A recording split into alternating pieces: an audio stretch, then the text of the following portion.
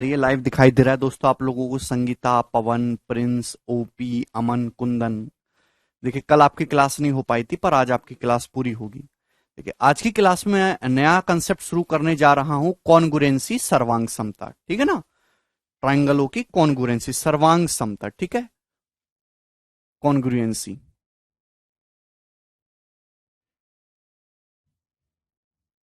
कॉन्गुरेंसी of triangles. Hindi वाले भाई लिखेंगे त्रिभुजों की सर्वांग समता। ठीक है भैया, त्रिभुजों की सर्वांग समता। अब मेरे दोस्तों कॉन्ग्रुएंसी क्या होता है, देखिए मैंने आपको पढ़ा है सिमिलरिटी, समरूप त्रिभुज। सिमिलर ट्राइंगल क्या होते हैं भाई? ऐसे ट्राइंगल जिनका साइज बेशक अलग अलग है बट उनकी शेप एकदम सेम है। जो देखने में छोटे बड़े हो सकते हैं लेकिन उनकी जो शेप है वो एकदम सेम है, आकृति जो है उनकी एकदम सेम है। ऐसे त्रिभुजों को हम सिमिलर ट्राइंगल कहते हैं। ठीक है भाई, और हर सिमिलर ट्राइंगल में, सिमिलर ट्राइंगल्स में करस्पॉन्डिंग लेंथ का जो रेशियो वो सेम होता है। अब कॉन्ग्रुएंसी का क्या मतलब है भाई? दो आइडेंटिकल फिगर को, दो एक जैसी आकृतियों को हम लोग कॉन्ग्रुएंट आकृति कहते हैं। मतलब ऐसी दो फिगर जिनका साइज भी सेम हो और उनका शेप भी सेम हो, बिल्कुल एक जैसे हो। बात समझ में आई? आप बोलोगे जी sir, size and shape should be same. Size भी सेम होना चाहिए और शेप भी सेम होना चाहिए, तो वो सर्वांग, सारे अंग समान हो जाएंगे मेरे दोस्तों, वो कह जाएंगे कॉन्ग्रुएंट फिगर। क्लियर है? जैसे एग्जांपल के लिए मेरे दोस्तों आपके सामने मैं दो सर्कल बनाता हूं। मैंने एक सर्कल ये बनाया है भाई और एक सर्कल मैंने दोस्तों आपके सामने ये बना दिया भाई। इन दोनों की रेडियस 5-5 सेंटीमीटर के, सपोज भाई इसकी रेडियस भी 5 है और इसकी रेडियस भी मेरे दोस्तों 5 है। तो ये दोनों सर्कल बिल्कुल एक जैसे हैं, कोई सा भी उठा लो दोनों एक जैसे हैं। आप बोलोगे हां जी सर बिल्कुल सही, कोई भेदभाव नहीं है। ठीक है, क्लियर है? तो सभी को फर्क समझ में आ गया कि सिमिलर फिगर में साइज बड़ा छोटा हो सकता है लेकिन कॉन्ग्रुएंट फिगर्स वही होंगे जिनमें साइज भी बराबर हो और शेप भी बराबर हो। मतलब एक को उठा के दूसरे के ऊपर रखोगे तो बिल्कुल फिट बैठ जाएगा। यानी कि जितने भी सिमिलर ट्राइंगल हैं जरूरी नहीं कि वो कॉन्ग्रुएंट हो, लेकिन सारे कॉन्ग्रुएंट ट्राइंगल जरूर आपस में सिमिलर होंगे। ठीक है, ये स्टेटमेंट समझे आप? तो मैंने आपको एग्जांपल से मेरे दोस्तों ये बात समझाई।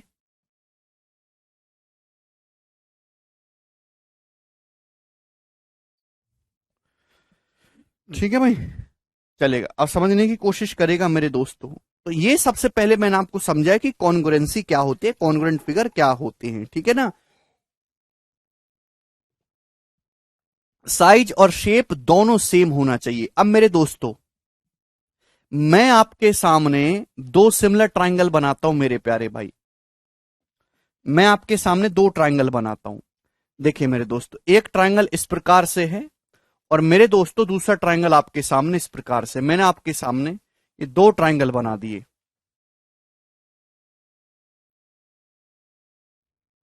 मैंने आपके सामने दो ट्राइंगल बनाया, triangle A B C, triangle D E F. A B C और मेरे दोस्तों ये डी ई एफ, दो ट्राइंगल मैंने प्यारे भाई आपके सामने बनाए। आप बोलोगे हां जी सर, ये दोनों ट्राइंगल ऐसे हैं कि इनमें एंगल ए जो है मेरे दोस्तों, यहां लिख दे रहा हूं मैं, एंगल ए जो है वो एंगल डी के बराबर है। ठीक है भाई, एंगल बी जो है मेरे दोस्तों वो एंगल ई के बराबर है और एंगल सी जो है मेरे दोस्तों वो एंगल एफ के बराबर है। आप बोलोगे हां जी सर, तो बताइए दोनों ट्राइंगल कैसे हो जाएंगे? तो आपका जवाब होगा सर ये दोनों ट्राइंगल एक दूसरे के कॉन्ग्रुएंट हो जाएंगे। भाई एंगल ए जो है एंगल डी के बराबर है, ये जो एंगल बी है ये एंगल ई के बराबर है। आप बोलोगे हां जी सर, और ये जो एंगल सी है मेरे दोस्तों ये एंगल एफ के बराबर है। आप बोलोगे जी सर। इसका मतलब ये दोनों ट्राइंगल के तीनों एंगल आपस में सेम है। जब तीनों एंगल आपस में सेम है तो ये दोनों ट्राइंगल एक दूसरे के सिमिलर हो गए और ये सिमिलरिटी का साइन है मेरे दोस्तों, triangle A B C is similar to triangle D E F. यहां तक तो किसी को कोई डाउट समझ नहीं आया? आप बोलोगे जी सर, चूंकि ये ट्राइंगल सिमिलर है मेरे प्यारे भाई तो इनकी करस्पॉन्डिंग साइड का रेशियो भी सेम होगा। ठीक है, आप बोलोगे जी सर बिल्कुल सही, इसमें कोई परेशानी नहीं है। ठीक है, चलिए।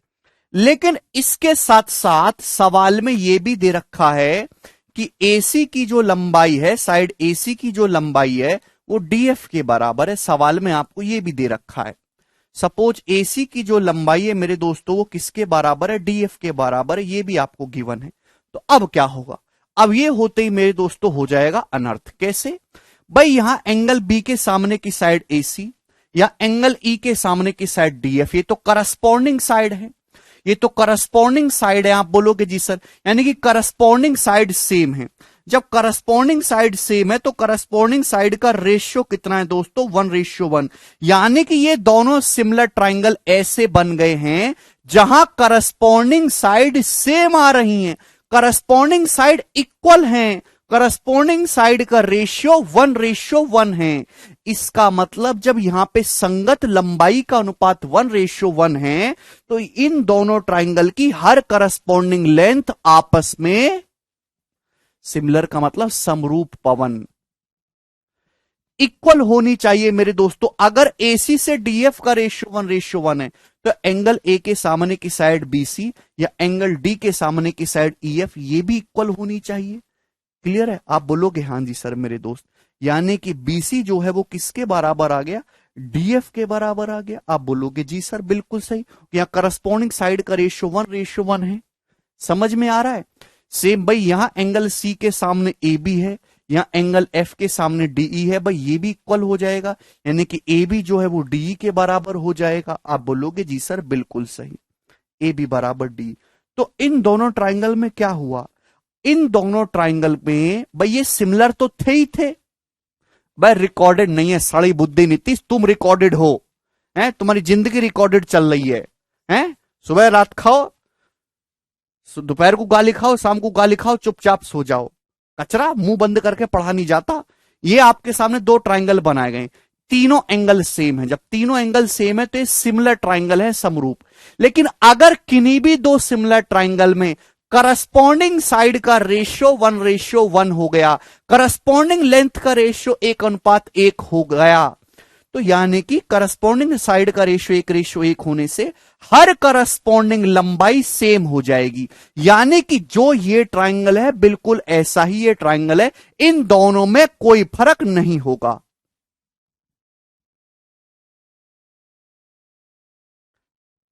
सभी को यह बात समझ में आ गया? अरे भाई कुछ तो बोलो यार, कि कुछ समझ में आया तुम्हें? देखिए, दो सिमिलर ट्राइंगल जरूरी नहीं है कि वो कॉन्ग्रुएंट हो, लेकिन दो कॉन्ग्रुएंट ट्राइंगल की गारंटी ये जरूर है कि वो हमेशा ही सिमिलर ट्राइंगल होंगे। तो मैंने आपके सामने दो अलग अलग सिमिलर ट्राइंगल बनाए। क्यों है सिमिलर, क्योंकि यहां पे तीनों एंगल सेम हैं, लेकिन यहां पे करस्पॉन्डिंग साइड का रेशियो 1:1 दे रखा था। एसी जो है डीएफ के बराबर है। जब एसी डीएफ के बराबर है, करस्पॉन्डिंग साइड का रेशियो 1 है, तो ये भी बीसी और ईएफ का रेशियो भी 1:1 होना चाहिए, यानी कि बीसी ईएफ के बराबर आ जाएगा। अब ये जो ए बी है डी के बराबर आ गया। मतलब इन दोनों ट्राइंगल में तीनों साइड बराबर हैं, तीनों एंगल बराबर हैं, यानी कि ये दोनों ट्राइंगल एक दूसरे के सर्वांगसम त्रिभुज हैं। भाई इनका साइज भी सेम हो गया और इनका शेप भी सेम हो गया। भाई इसको उठा के इसके ऊपर रखोगे तो बिल्कुल जस्ट फिट बैठ जाएगा। क्लियर है? और ये साइन होता है मेरे दोस्तों कॉन्ग्रुएंट का। अभी ये सिमिलरिटी का साइन, अगर आप इसमें दो बराबर के साइन लगाओगे तो आप कहेंगे sir triangle ABC is congruent to triangle DEF. Congruent का मतलब है कि ये दोनों ट्राइंगल एक दूसरे के बिल्कुल आइडेंटिकल हैं, ये जुड़वा भैया, इन दोनों में कोई फर्क नहीं है। इनकी साइड भी बराबर हैं, तीनों साइड बराबर हैं, तीनों कोण बराबर हैं। क्लियर? आप बोलोगे हां जी सर। जब साइड बराबर हैं तो इनका एरिया भी बराबर आएगा, इनका पेरीमीटर भी बराबर आएगा, इनकी इन रेडियस भी बराबर आएगी, इनका सरकम रेडियस भी बराबर आएगा। एक को उठा के दूसरे के ऊपर रखोगे तो बिल्कुल फिट बैठेगा। तो दो ट्राइंगल सिमिलर कब होंगे? हाँ, सब इक्वल है। दो ट्राइंगल कॉन्ग्रुएंट कब होंगे? जब उनकी तीनों साइड बराबर हो और उनके तीनों एंगल भी बराबर हो। ठीक है? जब साइड बराबर है तो एरिया भी बराबर आएगा, इन तीनों पे हाइट भी बराबर आएगी, इनकी माध्यिका भी लंबाई सेम होगी, सब कुछ सेम होगा। ओके, ये इनके सारे अंग समान हैं। सबको क्लियर हो गया? बोलो। तो दो ट्रायंगल कॉन्ग्रुएंट कब होंगे? जब उनके तीनों एंगल भी सेम हो और तीनों साइड भी सेम हो। अब मेरे दोस्तों आगे चलते हैं। आपके सामने दो ट्रायंगल दे रखे हैं मेरे प्यारे भाई, ध्यान समझिएगा। आपके सामने दो ट्रायंगल दे रखे हैं। आपको यह पता लगाना है कि दोनों ट्रायंगल कॉन्ग्रुएंट हैं कि नहीं है। कैसे पता लगाओगे? तो ऐसा नहीं है मेरे प्यारे भाई कि आप पैमाने से तीनों भुजाओं को नापोगे। हाँ भाई, बराबर आ रही हैं तीनों भुजाएं। फिर तीनों कोणों को नापोगे चांदे से, तीनों कोण नापोगे चांदे से। अब फिर कंफर्म हो गया, हाँ हमने तीनों साइड नाप के देख ली, बराबर आई हैं। तीनों एंगल नाप के देख लिए, बराबर आए हैं। तो यानी कि अब ये दोनों ट्रायंगल सिमिलर हो गए। ऐसा आपको करने की जरूरत नहीं है, ठीक है ना। कुछ छोटी सी कंडीशन है, कुछ कंडीशन है, अगर वो सेटिस्फाई हो जाती हैं तो हम ये मान लेते हैं कि ये दो ट्रायंगल कॉन्ग्रुएंट हैं। तो अब हम वही पढ़ेंगे मेरे दोस्तों कि कैसे हम पता लगाएंगे, कम से कम दिमाग लगा के, कि दो ट्रायंगल कॉन्ग्रुएंट हैं कि नहीं है। ठीक है ना। तो सब लोग अपनी कॉपी में हेडिंग डाल लेंगे, कंडीशन ऑफ कॉन्ग्रुएंसी। दो त्रिभुज के सर्वांगसम होने की शर्तें, कंडीशन ऑफ कॉन्ग्रुएंसी।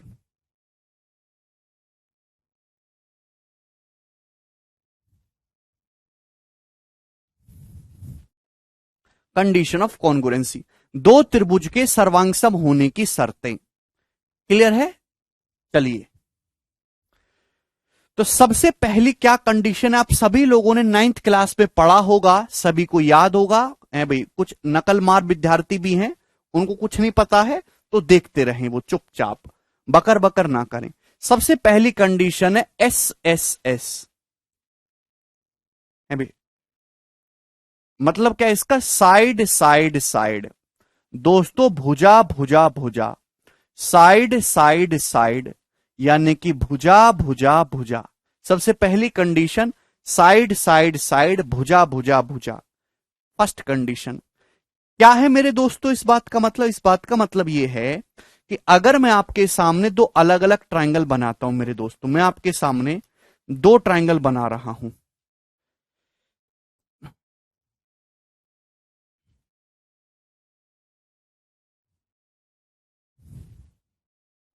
मैं आपके सामने मेरे दोस्तों दो ट्रायंगल बना रहा हूं, ठीक है, इस प्रकार से।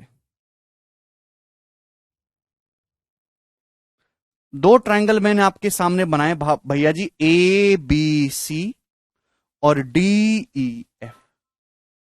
ट्रायंगल ABC, ट्रायंगल DF, मैंने आपके सामने दो अलग अलग ट्रायंगल बनाए। ये दोनों ट्रायंगल इस प्रकार से हैं कि इनकी तीनों साइड बराबर हैं। साइड साइड साइड, तीनों साइड बराबर हैं। अभी साइड AB जो है वो साइड DE के बराबर है। साइड BC जो है वो साइड EF के बराबर है। साइड AC जो है वो साइड DF के बराबर है। तीनों साइड बराबर हैं। बस तीनों साइड बराबर होती है, आप ढिंडोरा पिटवा दोगे कि ये दोनों ट्रायंगल एक जैसे हैं, कॉन्ग्रुएंट है, जुड़वा भाई हैं। इनके तीनों एंगल भी बराबर हैं, इनका एरिया भी बराबर, इनका परिमाप भी बराबर, इनकी अंतःत्रिज्या भी बराबर, इनकी माध्यिका भी बराबर, इनकी ऊंचाई बराबर, इनके एस्टेसिव बराबर। समझ में आया कि नहीं? आप बोलोगे हां जी सर। क्यों? वो कि मेरे दोस्तों यहां पे ये दो ट्रायंगल ऐसे हैं कि इनकी तीनों साइड आपको सेम दे रखी है। अब आपको बाकी चीज चेक करने की जरूरत नहीं है, बाकी चीज ऑटोमेटिकली बराबर हो जाएगी और आप यहीं से कह सकते हो कि दोनों ट्रायंगल कॉन्ग्रुएंट हैं। Triangle ABC is congruent to triangle DEF. कैसे? कि भैया अगर तीनों साइड बराबर लंबाई की हैं, अगर आप यहां पर कोसाइन रूल का इस्तेमाल करोगे, कोसाइन रूल का, तो बच्चों कोसाइन रूल से चूंकि साइड सेम है तो कोसाइन रूल लगाने पर सेम फॉर्मूला अप्लाई होगा। कोसाइन रूल लगाने से तीनों एंगल भी बराबर आएंगे। भाइयों, अगर तीनों भुजाएं बराबर हो रही हैं तो आप यहां पे कोसाइन रूल लगाओगे तो भाई सेम फॉर्मूला है कोसाइन रूल का, तो कोसाइन रूल से तीनों एंगल भी बराबर हो जाएंगे।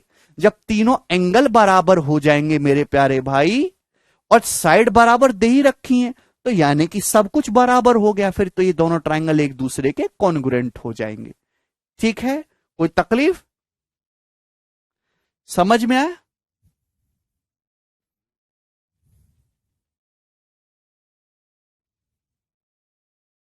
बोलो। भाई मैं आपके सामने एग्जाम्पल के लिए आपको एग्जाम्पल दे देता हूं, वो कि आपको कुछ पता नहीं है। भाई ये एक ट्राइंगल है, इसकी साइड है 5, ये 7, ये 9 है भाई। ये दूसरा ट्राइंगल है मेरे दोस्तों, इसकी ये साइड है मेरे दोस्तों 9, ये 5 और ये 7 भाई। ये वाला एंगल मेरे दोस्तों थीटा है, तो आप मुझे बताइए कि ये वाला एंगल कितना होगा, ये वाला एंगल कितना होगा, जवाब दो। ये सवाल मैंने आपसे पूछ लिया। आप कहोगे सर ये दो अलग अलग ट्रायंगल बनाए, दोनों की साइड सेम है, 5 9 7 5 9 7, जब तीनों साइड बराबर हैं तो दोनों ट्रायंगल बिल्कुल एक जैसे हैं, कॉन्ग्रुएंट कॉन्ग्रुएंट ट्रायंगल हैं। भाई अगर यहां साइड 5 और 9 के बीच में कोण थीटा बन रहा है, तो यहां भी साइड 5 और 9 के बीच में कोण थीटा ही बनेगा, तो ये वाला एंगल थीटा ही आ जाएगा। समझ में आ गया? कोई तकलीफ? वो कि ये दोनों कॉन्ग्रुएंट ट्रायंगल हो गए, सर्वांग समत्रिभुज हो गए। चलिए, ये पहली कंडीशन है। दूसरी कंडीशन क्या है मेरे दोस्तों? S A S, S A S, सास, साइड एंगल साइड। बताओ मेरे दोस्तों क्या है इस बात का मतलब?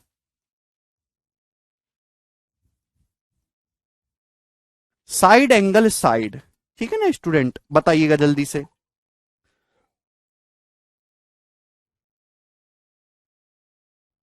साइड एंगल साइड, ठीक है। अब ध्यान से समझने की कोशिश करेगा मेरे प्यारे भाई। मैं आपके सामने दो ट्रायंगल बनाता हूं इस प्रकार से, है ना।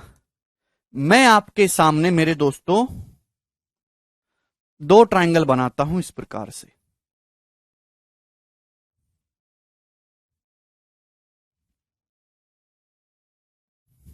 चलिए, बहुत बढ़िया।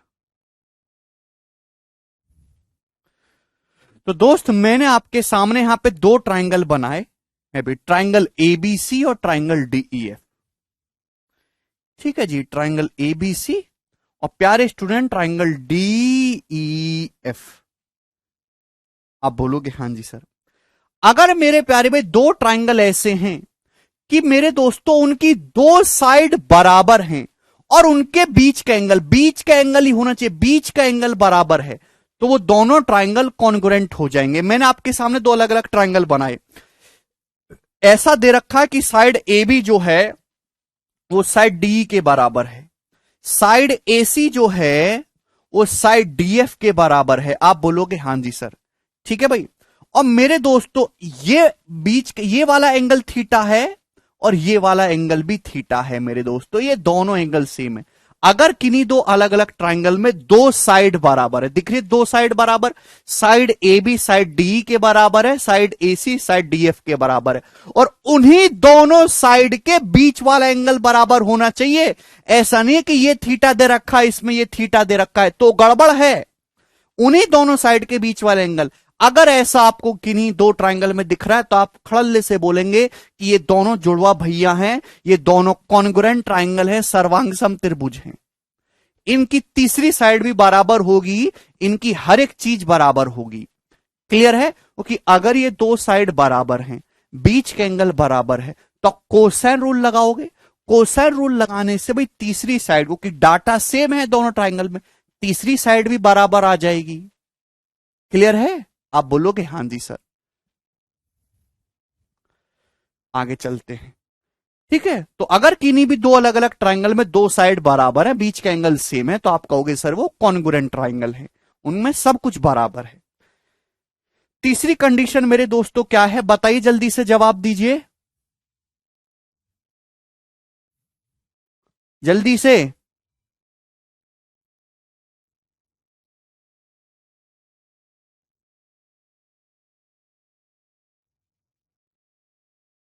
भाई मेरे प्यारे बच्चों, मैं एक तो आपके एस एस एस हो गया, साइड साइड साइड।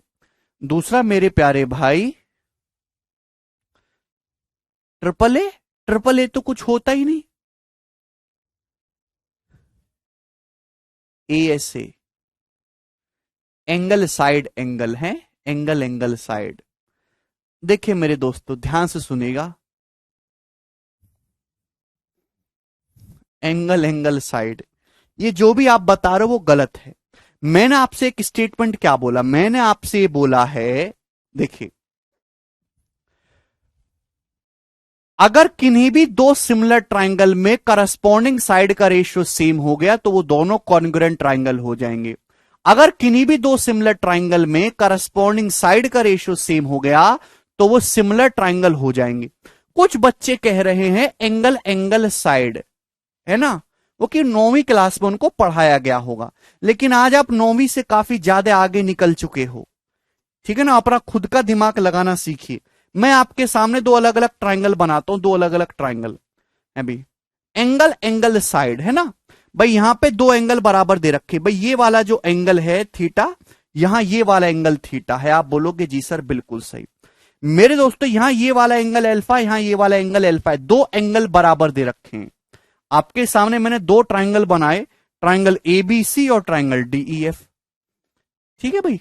आप बोलोगे जी सर बिल्कुल सही, आपने अच्छा किया, बना दिए, कोई तकलीफ नहीं है। तो मेरे प्यारे भाई यहां पे दो एंगल बराबर हैं और इन दोनों एंगल के बीच जो साइड है बीसी वो सेम है, इन दोनों एंगल के बीच जो साइड है वो सेम है। तो अगर ऐसा है मेरे प्यारे भाई कि दो एंगल बराबर है और उनके बीच की साइड सेम है, तो ये दोनों ट्राइंगल एक दूसरे के कॉन्ग्रुएंट यानी कि सर्वांग सम हो जाएंगे। क्लियर है, आपको आगे चेक करने की जरूरत नहीं है, ठीक है। लेकिन क्या आपको ये याद ध्यान रखने की रटने की जरूरत है? एक्चुअली अगर किन्हीं भी दो ट्राइंगल के दो एंगल बराबर हो रहे हैं, अगर आप इस चीज को ध्यान से देखो, मैं क्या बार बार एक स्टेटमेंट बोल रहा हूं, अगर किन्हीं भी दो सिमिलर ट्राइंगल में करस्पॉन्डिंग साइड का रेशियो सेम हो जाए तो वो मेरे प्यारे भाई क्या हो जाएंगे, कॉन्ग्रुएंट ट्राइंगल हो जाएंगे। आपके सामने दो अलग अलग ट्राइंगल दे रखे हैं मेरे दोस्तों जिनमें दो एंगल सेम है, तो तीसरा एंगल ऑटोमेटिकली सेम हो जाएगा, तीसरा एंगल ऑटोमेटिकली सेम हो जाएगा। आप बोलोगे हाँ जी सर, तीसरा एंगल ऑटोमेटिकली सेम हो गया तो दोनों ट्राइंगल सिमिलर तो है ही। जब ये दोनों ट्राइंगल सिमिलर हैं, हाँ सॉरी ए ऐसे है, ये ए ऐसे, ए ऐसे। अगर किन्हीं भी दो ट्राइंगल में दो एंगल बराबर हैं तो तीसरा एंगल तो ऑटोमेटिकली सेम है। जब तीसरा एंगल ऑटोमेटिकली सेम है तो ये सिमिलर तो हो ही गए। और आपको क्या दे रखा है, आपको साइड बीसी और साइड ईएफ सेम दे रखा है। तो यार ये तो करस्पॉन्डिंग साइड हैं, ये तो करस्पॉन्डिंग साइड है। ग्रीन एंगल, ये एंगल ए के सामने, एंगल डी के सामने, जब करस्पॉन्डिंग साइड ही बराबर दे रखी हैं तो कॉन्ग्रुएंट भी हो गए मेरे दोस्तों। तो इसको अलग से ध्यान रखने की या अलग से रटने की कोई जरूरत नहीं है, समझ में आया। ध्यान आपको इस बात का रखना है कि अगर दो सिमिलर ट्राइंगल में करस्पॉन्डिंग साइड का रेशियो सेम हो गया तो वो कॉन्ग्रुएंट ट्राइंगल बन जाएंगे, ठीक है मेरे प्यारे बच्चों।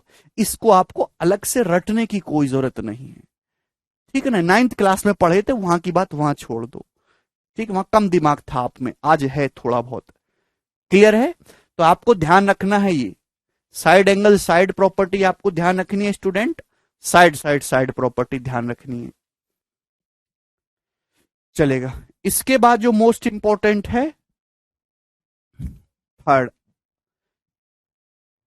आरएचएस। आरएचएस मेरे दोस्तों, हाँ आरएचएस, ठीक है ना। आरएचएस का मतलब बहुत इंपॉर्टेंट, देखिए ये केवल राइट एंगल के लिए है, right angle hypotenuse side, right angle hypotenuse side, RHS.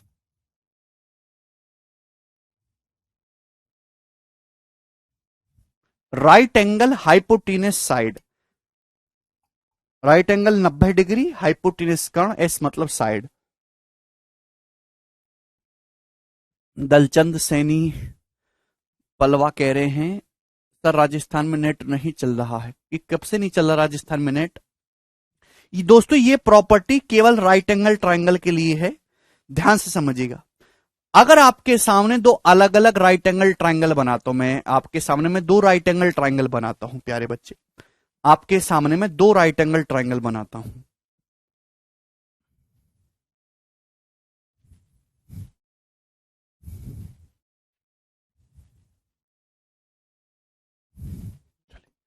तो दोस्तों मैंने आपके सामने दो राइट एंगल ट्राइंगल बना लिया। आप बोलोगे हाँ जी सर बड़े हवाले बनाए हैं आपने।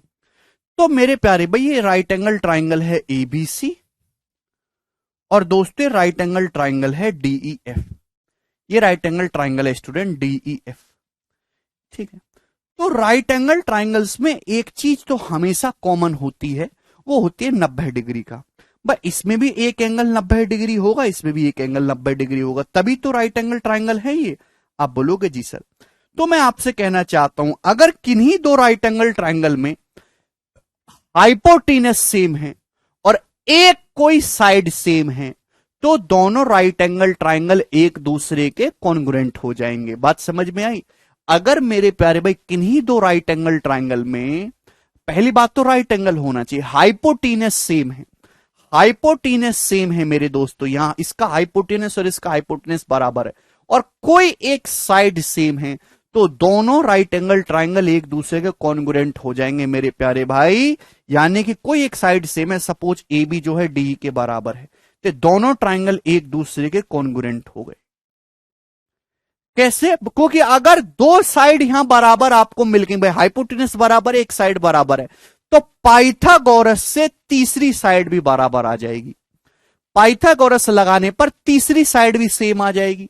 जब तीनों ही साइड सेम हो जाएंगी और एक एंगल भी 90 डिग्री दिख रहा है, तो बाकी दोनों एंगल भी सेम दिखेंगे। इसका मतलब यहां पे तीनों साइड भी बराबर हो गई, तीनों एंगल भी बराबर हो गए। इसका मतलब ये कॉन्ग्रुएंट ट्राइंगल हो जाएंगे, वो कि पाइथागोरस की वजह से।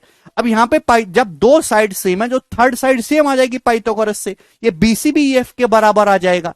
दैट्स वाई तीनों साइड सेम हो गई, तो ये कॉन्ग्रुएंट ट्राइंगल बन जाएंगे। क्लियर दोस्तों? किसी को इसमें कोई डाउट?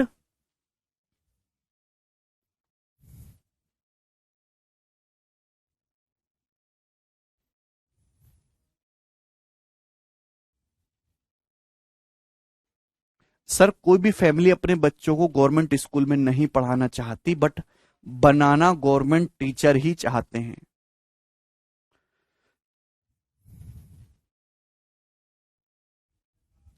शिवानी, ये तो डिबेट का विषय है। अबे हमारे देश में सरकारी चीजों से ही सबको नफरत है, दिन भर सरकारी व्यवस्था को ही गाली देते हैं। पुलिस खराब है, टीचर खराब है, स्कूल खराब है, सड़कें खराब है, पानी खराब है, नेता खराब है भाई, टैक्स सिस्टम खराब है, सब कुछ खराब है। लेकिन अपने परिवार वालों को, अपने बंधुओं को, अपने बच्चों को सरकारी सिस्टम में ही डालना चाहते हैं। टीचर बन जाए, इंस्पेक्टर बन जाए, ऑफिसर बन जाए।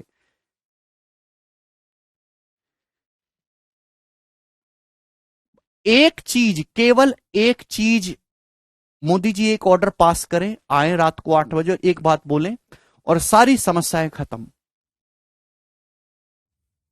एक चीज मोदी जी बोल दें तो, there is no stability in government job. एक बार गवर्नमेंट जॉब लगने के बाद आप परमानेंट हो गए, ऐसा जरूरी नहीं है।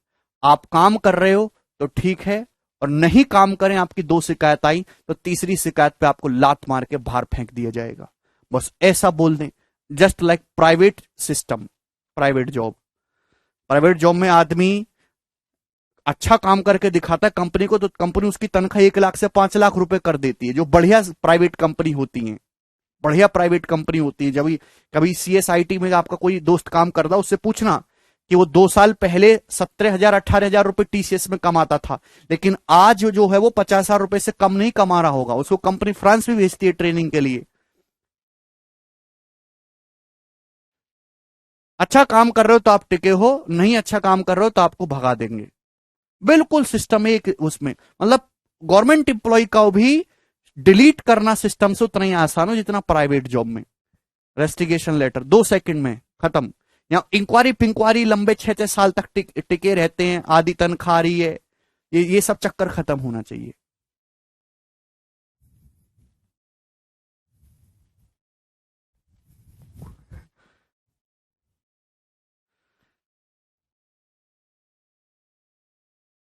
इसलिए गवर्नमेंट को अच्छी तरीके से पता है कि लोग सरकारी विभाग में केवल स्टेबिलिटी के लिए जाते हैं, कि एक बार लग के फिर मौज लेंगे, काम करना पड़ेगा नहीं पड़ेगा। और यही सोच हमारी गवर्नमेंट खत्म करना चाहते हैं। इसलिए वो कि लोगों की सोच तो घर घर जाके बदल नहीं सकती। आपके मम्मी पापा की भी, समाज के हर बुजुर्ग की यही सोच है, तो गवर्नमेंट ये काम तो कर नहीं सकती कि घर घर जाके समझाए, देखिए भाई सरकारी विभाग केवल तनख्वाह लेने के नहीं होता है, काम करने के लिए होता है। मन से काम करना चाहिए, लोगों को परेशान नहीं करना चाहिए। अब ये घर घर तो जाके लेक्चर नहीं दे सकती, तो गवर्नमेंट ने सोचा गवर्नमेंट जॉब ही हटाओ, अगले 10 साल 20 साल में हम गवर्नमेंट माहौल ही खत्म कर देंगे, जो कि एक अच्छा डिसीजन है मेरे हिसाब से। लोग काम ही नहीं करने को तैयार है, तो गवर्नमेंट शुड डिलीट।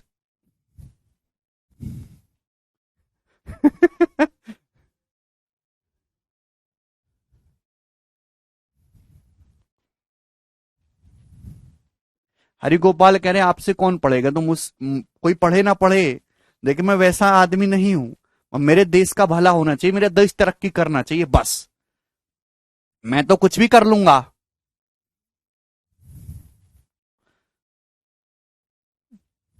केवल पढ़ाना ही थोड़ा ना काम है, और भी मैं तो बहुत कुछ कर लूंगा, लेकिन देश आगे बढ़ना चाहिए।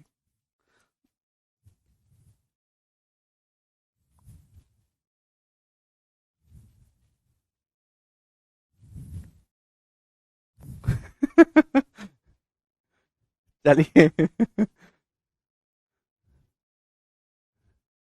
चलिए, यहां तक की बात समझ में आ गई।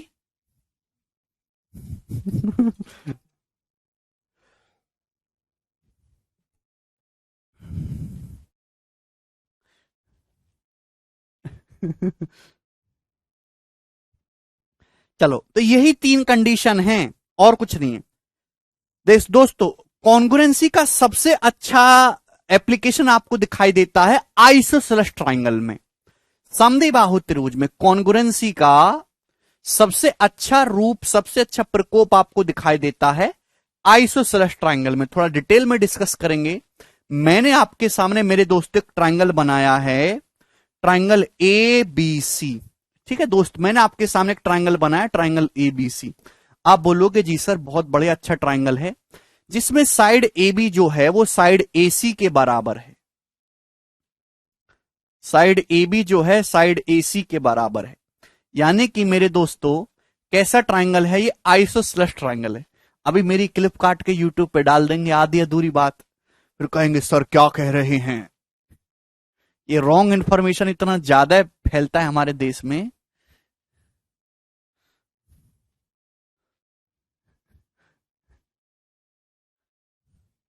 देश के नेता लोग बढ़ने ही नहीं देते बेटा रवि। देखिए मैं एक बात और कहना चाहता हूं, सब लोग दिन भर नेताओं को कहते रहते हैं कि अनपढ़ नेता हैं, देश की तरक्की नहीं होने देते। अगर ये बेचारे अनपढ़ नेता, कम पढ़े लिखे नेता ना बैठे ना यहाँ पे, और सब पढ़े लिखे आईएएस पीसीएस अधिकारियों को, पढ़े लिखे आदमी को बैठ दिया जाए, तो जितना करप्शन और भ्रष्टाचार अब है ना, उससे 10 गुना तेजी से भ्रष्टाचार होगा, उससे 10 गुना तेजी से देश की लुटाई होगी। केजीएफ फिल्म देखी है ना, केजीएफ में जो रॉकी भाई हैं वो 2 साल में उतना सोना निकाल लेता है जितना गरुणा का बाप 30 साल में निकालता है। ऐसे ही अगर सब पढ़ा लिखा आदमी, अधिकारी लोग इतना मतलब अच्छे मामले में इतना भ्रष्ट है कि अगर वो सब जगह वो बैठ जाए, समझ रहे हो ना। तो जिस जिस लेवल से भी भ्रष्टाचार देश में समस्याएं हैं उससे 10 गुना ज्यादा होंगी। वो तो शुक्र मनाओ इन थोड़े कम पढ़े लिखे नेताओं का कि ये चीजों को थोड़ा कंट्रोल करते हैं। पढ़ा लिखा आदमी और ज्यादा डेंजरस है भाई। इतने आईएएस पीसीएस हैं, सब किसी भी इंटरव्यू से आप पूछिए किसी भी बिगनर से, अभी आप मुखर्जी नगर में चलाइए, किस लिए आईएएस की तैयारी करो, देश सेवा करनी, देश सेवा करनी, सबको देश सेवा करनी है, सभी देश प्रेमी हैं, सभी देश सेवा करने के लिए जा रहे हैं। तो फिर ये अधिकारी लोग इतना भ्रष्टाचार क्यों कर रहे हैं हर जगह? ये तो सब देश सेवा के लिए गए हैं, काहे को हो रहा है? ऐसा ही है, मानो या ना मानो।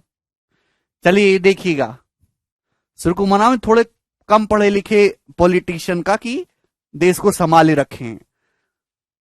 पढ़े लिखे और सारा चीज पढ़े लिखे और अधिकारियों के हाथ में चला जाए तो देखना क्या होगा फिर। ये देखिएगा मेरे दोस्त।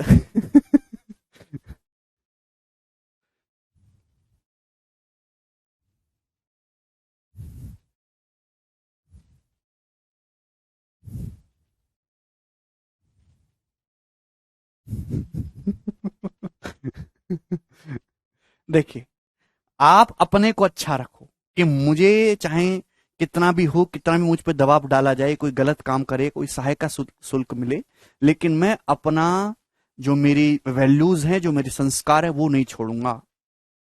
और मेरे ऑफिस से अगर मेरी सरकारी नौकरी लग जाती है, मेरे ऑफिस में अगर कोई आदमी अपना काम करवाने आता है, तो चाहे मुझे कितनी भी समस्या झेलनी पड़े, मैं उसका काम करके दूंगा। मेरे लिए सरकारी नौकरी जो तनख्वाह रही है उससे कहीं ज्यादा ऊपर है, एक देश सेवा भी है। ऐसी स्पिरिट आप रखो, बाकी दुनिया कुछ भी करती रहे।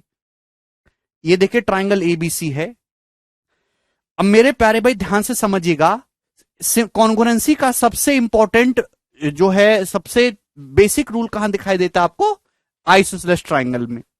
मेरे प्यारे भाई यहां पे दो साइड ए बी और ए सी बराबर है। अगर आप यहां पे इस वर्टेक्स ए से, यहां पे दोनों इक्वल साइड मिल रही हैं, अगर आप परपेंडिकुलर डालते हो मेरे दोस्तों,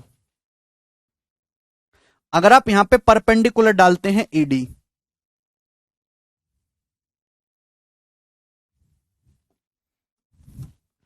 ठीक है, तो आपके सामने यहां पर दो राइट एंगल ट्रायंगल दिखाई दे रहे हैं। भाई ध्यान से सुनिएगा, आपके सामने यहां पे दो राइट एंगल ट्रायंगल दिखाई दे रहे हैं। राइट एंगल ट्रायंगल एडीबी और एडीसी, दो राइट एंगल ट्रायंगल दिखाई दे रहे हैं भाई लोगों, एक तो एडीबी और एक एडीसी। अगर आप इन दोनों राइट एंगल ट्रायंगल को गौर से देखो, तो दोनों राइट एंगल हैं, दोनों का हाइपोटीनस सेम है, और दोनों में ही साइड एडी, एक ये साइड कॉमन है, दोनों में ये एक साइड कॉमन है। तो आरएचएस की प्रॉपर्टी से दोनों ट्रायंगल राइट एंगल है, हाइपोटीनस है, और एक साइड सेम है, ये दोनों ट्रायंगल कॉन्ग्रुएंट हो गए। और भाइयों जब ये दोनों ट्रायंगल कॉन्ग्रुएंट हो गए, तो ये जो है इनमें करस्पॉन्डिंग साइड का रेशियो सेम होगा, करस्पॉन्डिंग लेंथ इक्वल होगी। यानी कि मेरे दोस्तों, अगर यहां पे ये साइड एडी के सामने अगर मैं इस एंगल को थीटा कहता हूं, तो यहां भी मेरे प्यारे भाई साइड एडी के सामने ये वाला एंगल थीटा आ जाएगा। आप बोलोगे जी सर बिल्कुल सही, यानी कि एंगल बी एंगल सी के बराबर हो गया। तो ये कारण होता है कि एंगल बी एंगल सी बराबर होते हैं। आइसोसेलेस ट्रायंगल में इक्वल एंगल के सामने की साइड इक्वल होती हैं। समझ में आ गया? आप बोलोगे जी सर। मेरे प्यारे भाई ये जो एडी है ये क्या है? ये इस आइसोसेलेस ट्रायंगल का एल्टीट्यूड है, ये आइसोसेलेस ट्रायंगल की एक हाइट है, उसकी एक ऊंचाई है मेरे दोस्तों। आप बोलोगे जी सर बिल्कुल सही। ठीक है भाई। भाई अगर ये 90 है, थीटा है, तो ये एंगल कितना हो जाएगा मेरे दोस्तों? ये एंगल हो जाएगा 90 डिग्री माइनस थीटा है भाई। भाई अगर ये 90 है, थीटा है, तो ये एंगल कितना हो जाएगा? ये भी हो जाएगा 90 डिग्री माइनस थीटा। इसका मतलब ये जो लाइन एडी है, ये एंगल ए के दो बराबर टुकड़े भी कर रही है।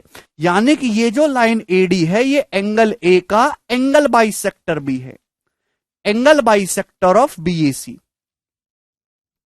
Angle bisector of angle BAC. आप बोलोगे हां जी सर बिल्कुल सही। यहां तक कोई परेशानी? ठीक है दोस्तों, आप बोलोगे जी सर। मेरे प्यारे भाई चूंकि ये दोनों ट्रायंगल कॉन्ग्रुएंट है, तो यहां भी 90 माइनस थीटा के सामने की साइड बीडी है भाई, और यहां भी 90 माइनस थीटा के सामने की साइड डीसी इक्वल होनी चाहिए। बीडी और डीसी बराबर होनी चाहिए मेरे दोस्तों, है भाई। Corresponding side, corresponding length same होनी चाहिए। आप बोलोगे जी सर। क्लियर है? तो इसका मतलब इन दोनों ट्रायंगल में बीडी डीसी बराबर है, तो डी जो है साइड बीसी का मिड पॉइंट है। इसका मतलब ये जो लाइन एडी है क्या है? साइड बीसी के मिड पॉइंट को, डी साइड बीसी का मिड पॉइंट है डी, अपोजिट वर्टेक्स से मिलाया गया है। तो ये जो एडी है, ये जो है साइड बीसी की माध्यिका भी है, मीडियन ऑफ साइड बीसी।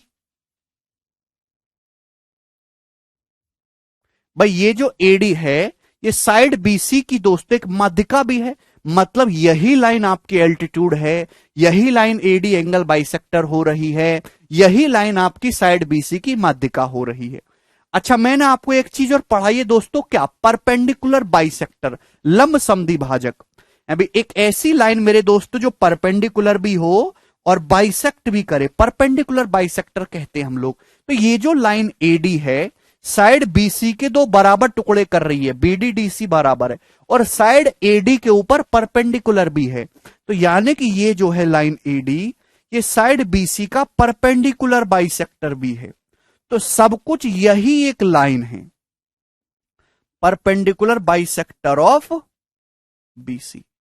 यही अगर आप आइसोलेस ट्रायंगल में ये खींचेंगे एल्टीट्यूड, तो यही लाइन एल्टीट्यूड बन रही है दोस्तों, यही एंगल बाइसेक्टर है, यही मीडियन है, यही परपेंडिकुलर बाइसेक्टर है, सब कुछ यही एक लाइन है। तो ट्रायंगल के जो चारों सेंटर होते हैं, जिन्हें मैं आगे डिस्कस करूंगा मेरे दोस्तों, ये चीज मैंने आपको पहले भी थोड़ा सा बताई है भाई। इन सेंटर, ऑर्थो सेंटर, सेंट्रॉइड और सरकम सेंटर, वो चारों इसी लाइन पर होंगे। आइसोसेलेस ट्रायंगल के जो चारों सेंटर है मेरे दोस्तों, है भाई, इन सेंटर, अंतः केंद्र, परिकेंद्र, है ना, केंद्रक, लंब केंद्र, वो चारों इसी लाइन पर होंगे। क्योंकि मेरे दोस्तों सारी प्रॉपर्टी तो यही लाइन एडी बता दे रहा है, एल्टीट्यूड भी यही है, यही एंगल बाइसेक्टर, यही मीडियन है, अबे ये यही परपेंडिकुलर बाइसेक्टर है। तो चारों सेंटर कहीं ना कहीं इसी लाइन पे जरूर आएंगे। आगे मैं बताऊंगा मेरे दोस्तों कि क्या होते हैं ये सेंटर्स। अभी के लिए आपको ये ध्यान रखना है। सभी को बात समझ में आ गया?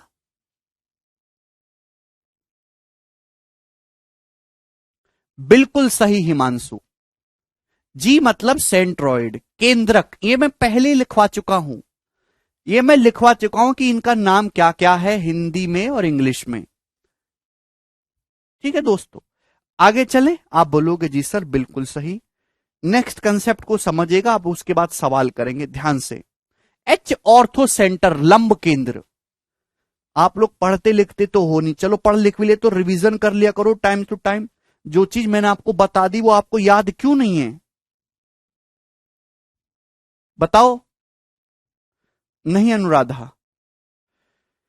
चलिए मेरे दोस्तों, नेक्स्ट कंसेप्ट समझिएगा, फिर उसके बाद सवाल करेंगे मेरे दोस्तों। मैं आपके सामने एक लाइन खींची है दोस्त, मैंने आपके सामने एक लाइन खींची ए बी, मैंने आपके सामने एक लाइन खींची है ए बी। आप बोलोगे जी सर बिल्कुल सही, अच्छा किया आपने, खाली बैठे थे तो लाइनें खींच लेते हैं। ए बी लाइन खींची।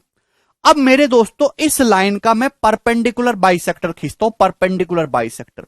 ये इस लाइन का परपेंडिकुलर बाइसेक्टर है मेरे दोस्तों, परपेंडिकुलर बाइसेक्टर, ठीक है ना, सी डी। ये इस लाइन का परपेंडिकुलर बाइसेक्टर है, मतलब जो लाइन ए बी पर परपेंडिकुलर भी है और उसको बाइसेक्ट भी कर रहा है। ठीक है मेरे दोस्तों, C D is perpendicular bisector of A B. Perpendicular bisector का मतलब समझते हिंदी में लंब समद्वि भाजक। हर एक शब्द का हिंदी मीनिंग मैंने लिखवा रखा है। अब आप याद ही नहीं रखते तो मैं क्या करूं बताओ? C D is perpendicular bisector of A B.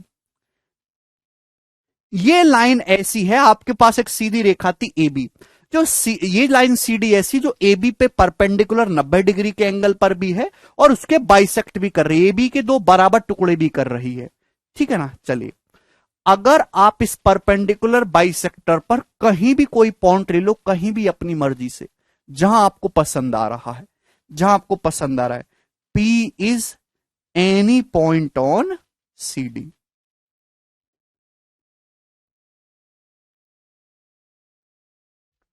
अगर आप इस परपेंडिकुलर बाइसेक्टर पर अपनी मर्जी से कहीं भी कोई पॉइंट ले लो, तो वो जो पॉइंट P है वो वर्टेक्स A और B से हमेशा इक्वल दूरी पर होगा। अगर आप इस पॉइंट P को A से मिलाएंगे और आप इस पॉइंट P को B से मिलाएंगे मेरे दोस्तों, तो इस पॉइंट P की A और B से हमेशा डिस्टेंस इक्वल रहेगी, यानी कि PA जो है वो हमेशा ही PB के बराबर होगा।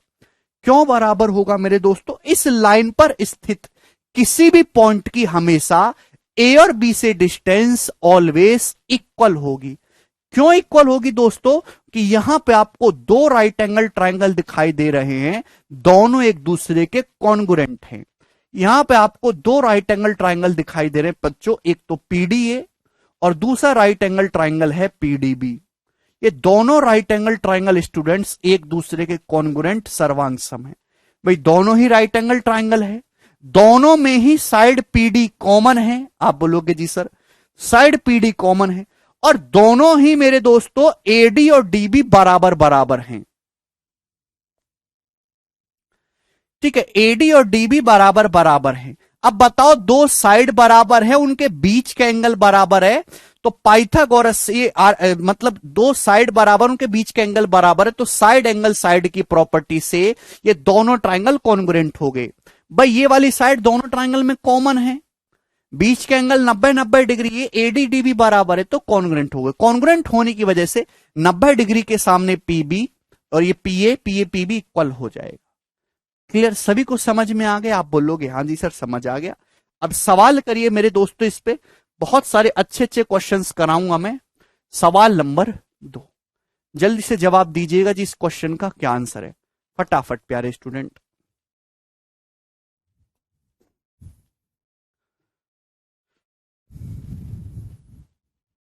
हाँ अजय दास अब होगा, करिए।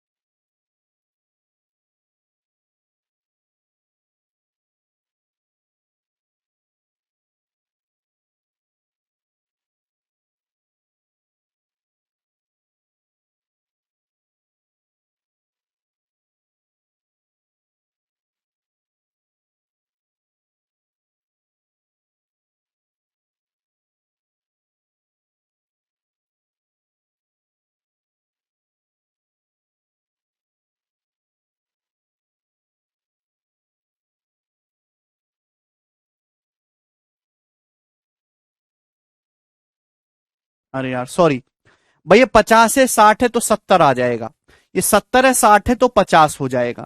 भाई यहां 50 डिग्री के सामने ए सी, यहां 50 डिग्री के सामने डी इक्वल है, करस्पॉन्डिंग साइड इक्वल दे रखी है, इसका मतलब ये दोनों ट्राइंगल कॉन्ग्रुएंट हो जाएंगे, तो ये ऑप्शन नहीं है। अब कौन सा करस्पॉन्डिंग वर्टेक्स के आपको लिखना है? भाई यहां ए 60 डिग्री, ए के करस्पॉन्डेंस क्या है ई, तो ए के करस्पॉन्डेंस ई है, तो यहां ये ऑप्शन नहीं है, ये ऑप्शन नहीं है, तो एक ही ऑप्शन है जी पहला। भाई ए के करस्पॉन्डिंग वर्टेक्स ई है, ये बी 50 है मेरे दोस्तों, यहां पे एफ 50 है, तो बी के करस्पॉन्डिंग एफ है। यहां सी 70 डिग्री, यहां डी 70 डिग्री है, तो सी की करस्पॉन्डेंस डी है, तो फर्स्ट ऑप्शन यहां पर करेक्ट हो जाएगा। सिमिलर भी हैं, लेकिन हम तो बड़ी बात बताएंगे ना, सिमिलर के साथ साथ कॉन्ग्रुएंट है, आधी इंफॉर्मेशन नहीं देनी है। अगला सवाल,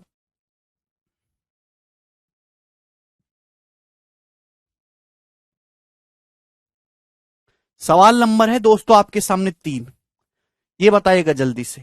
2019 के मेंस का सवाल है। कुछ बच्चे कहेंगे सर मेंस का क्यों अभी से? ऐसा ही सवाल आता है भैया, प्री में भी मेंस में भी कोई फर्क नहीं है। दिए गए चित्र में आपसे पूछा एंगल ए का मान, ठीक है ना भाई, ये आपको 70 डिग्री दे रखा है, दोस्तों ये एंगल 2x है, ये एंगल है प्यारे बच्चे x प्लस 20, ये एंगल भी आपको 70 डिग्री दे रखा है। ये सवाल है आपके सामने, एज इट इज चित्र बना हुआ आया था पेपर में, प्रीवियस सवाल है, मैंने नहीं करवाया है। बेटा तीनों एंगल का सम 180 कर दिया, लकी पागल हो गए हो क्या? अब इन दोनों ट्राइंगल को ध्यान से देखिएगा, दो अलग अलग ट्राइंगल हैं, ये 7 सेंटीमीटर या 8 सेंटीमीटर, ये 70 डिग्री, ये 7 सेंटीमीटर 8 सेंटीमीटर, बीच का एंगल 70 डिग्री। तो साइड एंगल साइड की प्रॉपर्टी से दोनों ट्राइंगल कॉन्ग्रुएंट हो गए। भाई दो साइड बराबर है, उनके बीच का एंगल बराबर है, तो साइड एंगल साइड की प्रॉपर्टी से दोनों ट्राइंगल कॉन्ग्रुएंट हो गए, सर्वांगसम। जब सर्वांगसम हो गए मेरे दोस्तों, तो भैया ये जो 8 सेंटीमीटर के सामने 2x, यहां 8 सेंटीमीटर के सामने x प्लस 20 बराबर होना चाहिए। तो 2x, ये एंगल बराबर होना चाहिए, 2x बराबर x प्लस 20। तो यानी कि 2x बराबर x प्लस 20 है, तो x के लिए 20 डिग्री आ गई। कुछ बच्चे जल्दबाजी में जोश जोश में 20 डिग्री मार्क कर देंगे आंसर। आंसर 20 डिग्री नहीं है। आपसे सवाल में x का मान नहीं पूछा, सवाल में पूछा एंगल a का मान। आपने x की वैल्यू 20 निकाली है, तो एंगल a क्या आ जाएगा? अभी 2x यानी कि 20 दूनी 40 डिग्री। तो एंगल ए का जो मान है स्टूडेंट्स, वो 40 डिग्री का है। ऑप्शन नंबर ए करेक्ट है यहां पर। तो बहुत ही आसान सवाल पूछा है कि नहीं पेपर में। आगे चलिएगा दोस्तों, सवाल है आपके सामने यहां पर क्वेश्चन नंबर 4। ये जवाब दीजिएगा मेरे दोस्तों, जल्दी से करेंगे।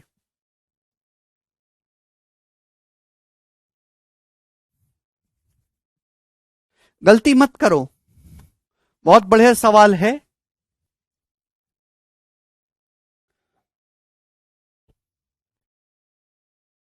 बिल्कुल इतना इजी क्वेश्चन भी आता है प्रीति, और टफ भी आता है। अभी दिखाऊंगा आपको नमूना।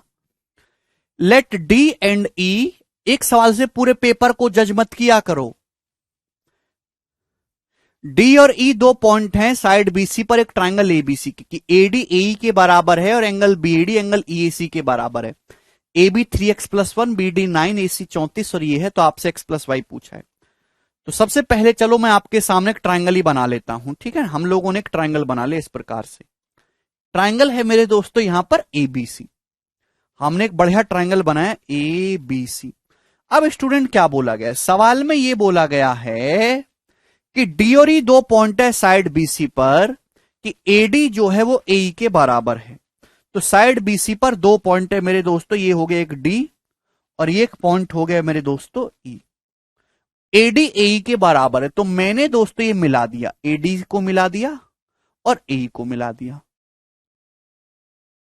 सवाल के अकॉर्डिंग एडी और ए बराबर बराबर हैं, ठीक है। एंगल बीएडी बराबर एंगल ईएसी, बीएडी और ईएसी बराबर है, बीएडी मतलब ये वाला एंगल थीटा है और ईएसी ये वाला एंगल भी थीटा है। आप बोलोगे जी सर बिल्कुल सही। ए बी बराबर 3x plus 1, student A B जो है वो 3x प्लस 1 है। प्यारे बच्चों बीडी जो है ये 9 है, बीडी की जो लंबाई है 9 सेंटीमीटर है। दोस्तों AC 34 है, AC 34 सेंटीमीटर है और EC जो है ये y प्लस 1 है। तो आपसे पूछे x प्लस वाई का मान क्या होगा, ऑप्शन आपके सामने, जवाब दीजिएगा। एग्जाम का एज इट इज पूछा हुआ सवाल है 2019 के मेंस का, बताइए क्या है जी। प्यारे स्टूडेंट आप जब देखेंगे यहां पे तो ट्राइंगल एडी में दोनों साइड बराबर हैं। जब ये दोनों साइड बराबर हैं तो दोनों एंगल भी तो सेम होंगे प्यारे भाई, यानी कि ये वाला एंगल अल्फा है तो ये एंगल भी तो अल्फा होगा। आप बोलोगे हाँ जी सर बिल्कुल सही, होगा कि नहीं होगा, ठीक है। अब मेरे दोस्तों जब ये अल्फा है तो ये एंगल भी 180 माइनस अल्फा होगा, ये एंगल भी 180 माइनस अल्फा होगा, यानी कि ये दोनों एंगल भी बराबर हो गए मेरे दोस्तों। आप बोलोगे जी सर, तो अगर आप यहां पे इन दो ट्राइंगल को देखो, ट्राइंगल एडीबी को और इस वाले ट्राइंगल एईसी को, इन दोनों ट्राइंगल को अगर आप ध्यान से देखेंगे तो दो एंगल बराबर आ रहे हैं, तो तीसरा एंगल ऑटोमेटिकली सेम हो जाएगा दोस्तों, तीसरा एंगल ऑटोमेटिकली सेम हो जाएगा। जवाब दीजिए भाई, दो एंगल बराबर हैं थीटा थीटा, तो तीसरा एंगल ऑटोमेटिकली सेम हो जाएगा, यानी कि दोनों ट्राइंगल सिमिलर तो हो गई। लेकिन जब और गंदी नजरों से देखा, भाई यहां पे इस एंगल के सामने एडी है, यहां पर इस रेड एंगल के सामने ए है, तो करस्पॉन्डिंग साइड भी इक्वल आ रही हैं। जब करस्पॉन्डिंग साइड भी इक्वल आ रही हैं तो ये दोनों ट्राइंगल कॉन्ग्रुएंट हो गए, सर्वांग सम हो गए। ये दोनों ट्राइंगल कॉन्ग्रुएंट है भाई, तीनों एंगल तो बराबर हैं ही, और सेम एंगल के सामने की साइड एडी, यहां भी इस एंगल के सामने की साइड ए सेम है, तो करस्पॉन्डिंग साइड भी सेम है, तो कॉन्ग्रुएंट सर्वांग सम त्रिभुज हो गए। जब सर्वांग सम त्रिभुज हो गए तो यहां पे हर करस्पॉन्डिंग साइड सेम होगी। भाई अगर यहां थीटा के सामने 9 है तो यहां भी थीटा के सामने 9 आना चाहिए, तो y प्लस 1 9 है, y की वैल्यू 8 आ गई।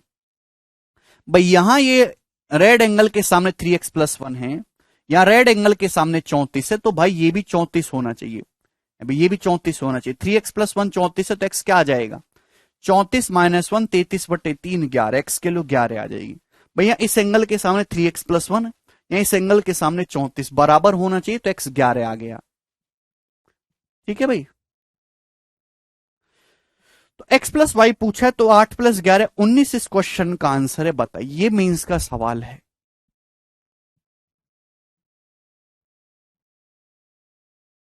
ठीक है, सेम देखिए, ये सवाल ऐसा नहीं कि एक ही बार एग्जाम में आया है। एग्जामिनर जब कोई नया सवाल बनाता है तो उस पर डाटा बदल बदल के कई अलग अलग शिफ्टों में सवाल देता है। अब इस साल के प्री के पेपर में भी जो है 3-4 सवाल ऐसे आए हैं डाटा बदल बदल के। ठीक है, मैं एक क्वेश्चन और ले रहा हूं, उसको आप मुझे सॉल्व करके बताइएगा कि क्या आंसर है। सवाल नंबर है 5। मैं बिल्कुल नहीं करवाऊंगा मेरे दोस्तों, बिल्कुल नहीं, आप ही मुझे बताओगे और करना पड़ेगा। करिए दोस्तों,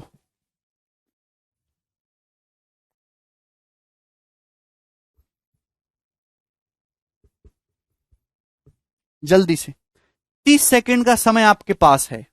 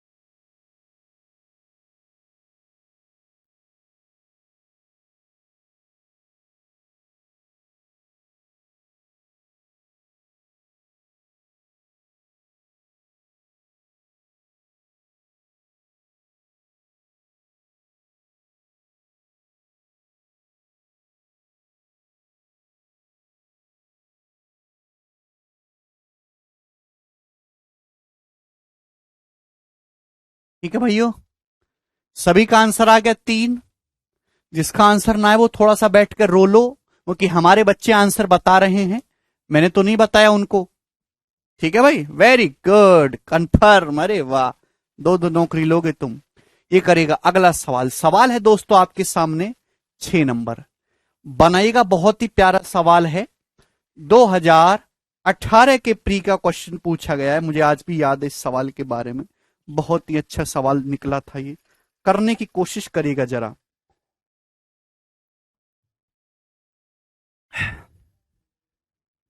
ट्राइंगल एबीसी में एडी बीसी पे परपेंडिकुलर है, बीई एसी पे परपेंडिकुलर है। एडी और बीई एक दूसरे को एफ पर काटते हैं। अगर बीएफ एसी के बराबर है तो आपसे पूछा एंगल एबीसी का मान क्या होगा, और दोस्तों ऑप्शन आपके सामने है, जवाब दीजिएगा जल्दी से। सेम वही क्वेश्चन था, बस डाटा ही तो चेंज था। अब आपको और भी और सवाल मिल जाएंगे ऐसे एग्जाम में, जवाब दीजिएगा, करिए जल्दी से। देखिए मेरे दोस्तों, अभी प्रीवियस सर चल रहा है बेसिक, फिर नया सवाल भी करवाऊंगा मेरे दोस्तों को। बहुत ज्यादा टॉपिक इंपॉर्टेंट नहीं है, सिमिलरिटी ज्यादा इंपॉर्टेंट है, ठीक है, इसलिए सिमिलरिटी से ज्यादा क्वेश्चन हुए, इसमें इतने सवाल नहीं हुए, ठीक है ना। तो एक ट्रायंगल एबीसी में एडी बीसी के ऊपर परपेंडिकुलर है, बी एसी के ऊपर, डायग्राम कैसे भी बना लो, ठीक है ना, चलिए कोई फर्क नहीं पड़ता है। देखिए ये हो गया, ट्रायंगल है मेरे प्यारे भाई ए बी और सी, ठीक है बच्चों। बोला है एडी बीसी पे परपेंडिकुलर, तो ये देखिए बेहतरीन परपेंडिकुलर हो गया एडी, और बीई एसी पे परपेंडिकुलर, ये देखिए परपेंडिकुलर हो गया बीई एसी पे, और बीएफ एसी के बराबर है, बीएफ जो है वो एसी के बराबर है? अच्छा सॉरी, बी पी है, एक दूसरे को एफ पे काट रहे हैं, यहां पे एफ है सॉरी, ठीक है ना, एडी और बी एक दूसरे को एफ पे काट रहे हैं, बीएफ एसी के बराबर है। क्या मतलब है इस बात के? इस बात का मतलब ये है कि ये लाइन है मेरे दोस्तों बीएफ, ये वाली, और ये लाइन है एसी, ये दोनों आपस में इक्वल इक्वल हैं। आप बोलोगे जी सर, तो आपसे पूछा एंगल एबीसी का मान क्या होगा? एंगल एबीसी, ये एंगल एबीसी आपको निकालना है, कितने डिग्री का होगा, बस इतना दिया है और कुछ भी नहीं दिया। चलिए दोस्तों जवाब दीजिए, शुरू हो जाइए इस सवाल को करने के लिए।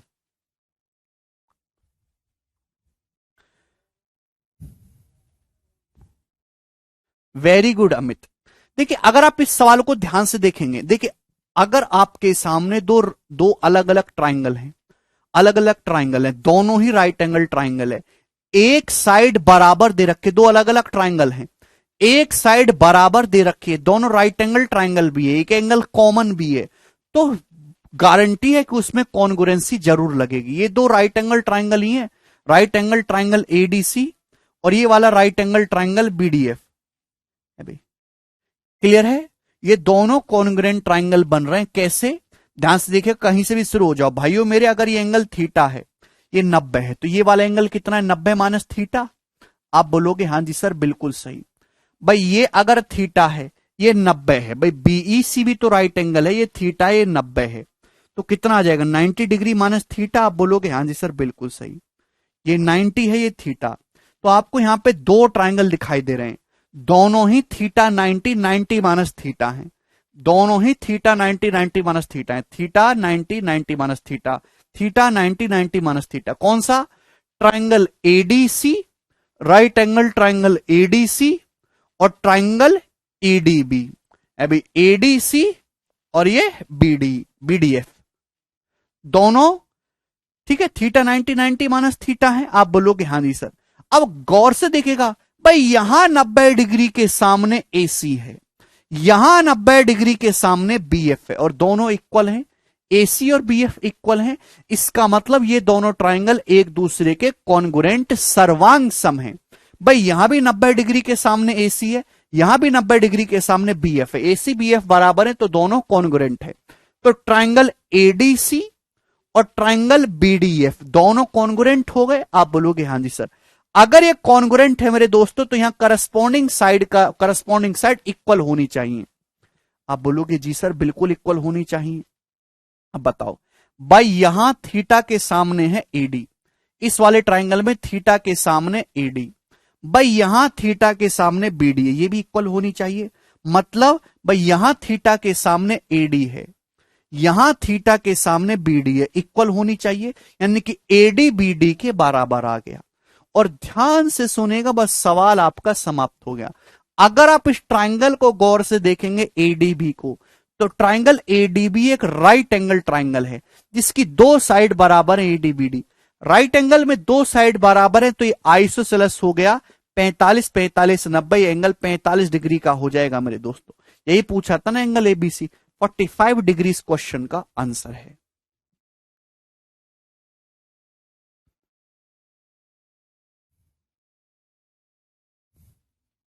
एडी बीडी बराबर हो गया 45 डिग्री, आंसर है। सभी स्टूडेंट ओढ़ ओढ़ के कर पा रहे हैं ये सवाल। आगे के करने की कोशिश करिएगा मेरे दोस्तों। सवाल नंबर है 7, इसका जवाब दीजिएगा, ये भी बहुत प्यारा सवाल है, करिएगा जल्दी से।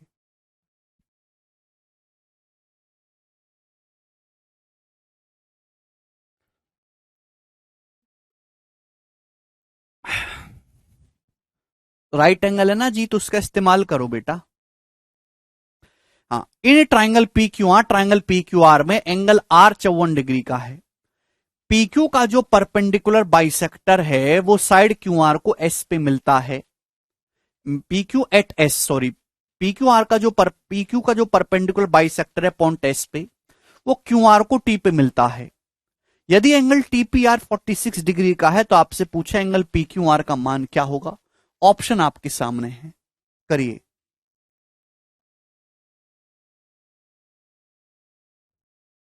सवाल में दिया हुआ है धीरज परपेंडिकुलर। क्वेश्चन को आप ढंग से पढ़ते नहीं हो, कैसे काम चलेगा भाई आप लोगों का। देखिए, मैं आपके सामने एक ट्राइंगल बनाता हूं, इस प्रकार से कैसे भी बना लो कोई फर्क नहीं पड़ता है। ये हो गया दोस्तों। बच्चों ये है ट्राइंगल पी क्यू आर। प्यार से समझिएगा, एकदम बेहतरीन सवाल है पी क्यू आर, ठीक है जी। इसमें बोला गया कि एंगल आर जो है 54 डिग्री का, ये जो एंगल आर है ये 54 डिग्री का है। अब perpendicular bisector of P Q, side P Q का परपेंडिकुलर बाइसेक्टर जो कि पॉइंट एस पे खींचा गया है, उस साइड क्यू आर को टी पे मिलता है। तो इस साइड पी क्यू का परपेंडिकुलर बाइसेक्टर खींचना मतलब एक ऐसी लाइन जो इस पे परपेंडिकुलर भी हो और बाइसेक्ट भी करेगी, तो इस प्रकार से है। ये भाई ये परपेंडिकुलर भी है और बाइसेक्ट भी कर रही है। कहां पे? पॉइंट एस पे। साइड पीक्यू का परपेंडिकुलर बाइसेक्टर खींचा गया पॉइंट एस पर, जो परपेंडिकुलर बाइसेक्टर भी है, वो साइड क्यू आर को मिल रहा है मेरे दोस्तों कहां पर? पॉइंट टी पर जाके मिलता है, तो ये पॉइंट टी है। बात समझ में आ गई? बोला है कि टीपीआर 46 डिग्री, टीपीआर 46, तो आप इसको यहां से मिलाइएगा। अबे ये हो गया टीपीआर, ये वाला एंगल 46 डिग्री का है। आप बोलोगे जी सर बहुत बढ़िया। तो आपसे पूछा गया P Q R, angle P Q R कितने डिग्री का है दोस्तों? जवाब दीजिएगा। बहुत ही अच्छा सवाल है। अब इससे अच्छा सवाल क्या ही होगा कोई, करना।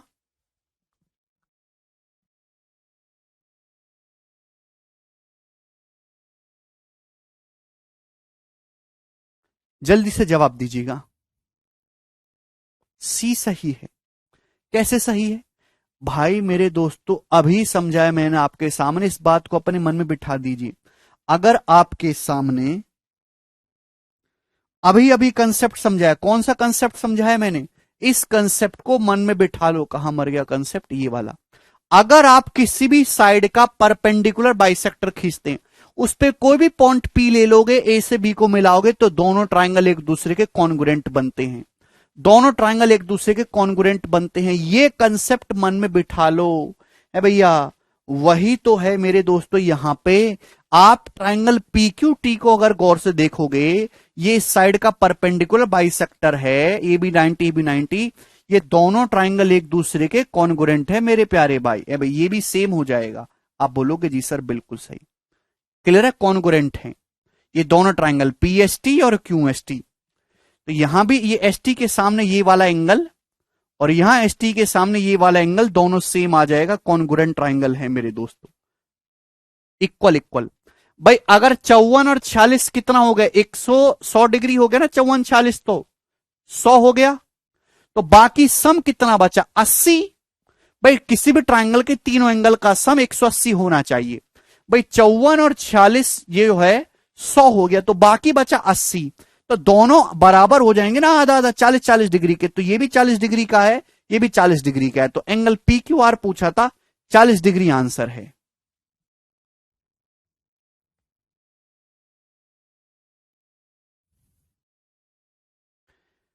ये भी 40 डिग्री है, ये भी 40 डिग्री है। समझ में आया? आधे बच्चे अभी भी 30 60 पता नहीं क्या क्या कर रहे हैं, पागल हो चुके हैं। बहुत सारे बच्चों का 40 आंसर आया, वेरी गुड। इतना तो बहुत है। सवाल में दिया रुचिता 46 बेटा, ये रहा। अच्छा, हिंदी में नहीं लिखा है, इंग्लिश में लिख दिया है, ये लाइन मिसिंग है हिंदी में, लिख देख लो। आगे चलिएगा, अगला सवाल। क्वेश्चन नंबर है आपके सामने 8।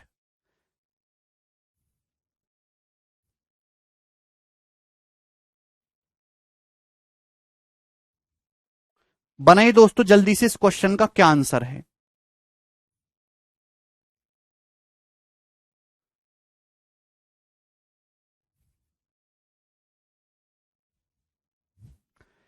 AD is perpendicular to the internal bisector of angle ABC of triangle ABC। Triangle ABC में जो AD लाइन है वो एंगल ABC के इंटरनल बाइसेक्टर पे परपेंडिकुलर है। D is thrown to D, D खींची जाती है D से और BC के पैरेलल जो साइड AC को E पर मिलती है। यदि AC की लंबाई 16 है तो आपसे पूछा है AE की लंबाई क्या होगी। बहुत ही बेहतरीन सवाल है मेरे दोस्तों, 2012 के पेपर में आया था, काफी पुराना क्वेश्चन है, देखिएगा। सबसे पहले डायग्राम इसका समझना है, डायग्राम काफी फेमस है। मैं आपके सामने मेरे दोस्तों एक ट्राइंगल बना लेता हूं इस प्रकार से। ये ट्राइंगल है ABC, ABC। अब सवाल में क्या बोला गया, सवाल में बोला गया है कि AD जो है वो एंगल ट्राइंगल ABC के जो एंगल ABC का बाइसेक्टर है उसके ऊपर परपेंडिकुलर है। भाई ये एंगल ABC है, आपने इस एंगल ABC का बाइसेक्टर खींचा। क्या खींचा? बाइसेक्टर खींचा। आप बोलोगे हाँ जी सर खींचा। तो एक जो लाइन AD है मेरे दोस्तों वो इसके ऊपर परपेंडिकुलर है। तो ये जो लाइन AD है मेरे प्यारे भाई ये इसके ऊपर परपेंडिकुलर है। सभी को बात समझ में आ गई? आप बोलोगे हाँ जी सर ये बात हमको अच्छी तरीके से समझ में आ गई। आप कोई तकलीफ है दोस्तों इसमें? अभी एंगल ABC का बाइसेक्टर है और AD जो है उसके ऊपर परपेंडिकुलर है, ठीक है? आप बोलोगे हाँ जी सर बिल्कुल ठीक है। फिर क्या हुआ? DE is thrown DD, DE खींची जाती है मेरे दोस्तों पॉइंट D से BC के पैरेलल, BC के पैरेलल एक लाइन खींची जाती है मेरे दोस्तों DE, D BC के पैरेलल जो AC को जाकर E पर मिलती है। अगर AC की लंबाई 16 है तो आपसे पूछा है AE की लंबाई क्या होगी, करिए। AC की लंबाई 16 है तो AE की लंबाई क्या होगी, करो जवाब तो इस सवाल का। देखिए मेरे प्यारे स्टूडेंट, बहुत प्यार से समझने की कोशिश करेगा। AC की लंबाई 16, AE की लंबाई आपसे पूछिए। अगर आप इसको मेरे दोस्तों यहां से आगे बढ़ाओगे, ध्यान से समझिएगा, आप इसको आगे बढ़ाओगे यहां पे, अभी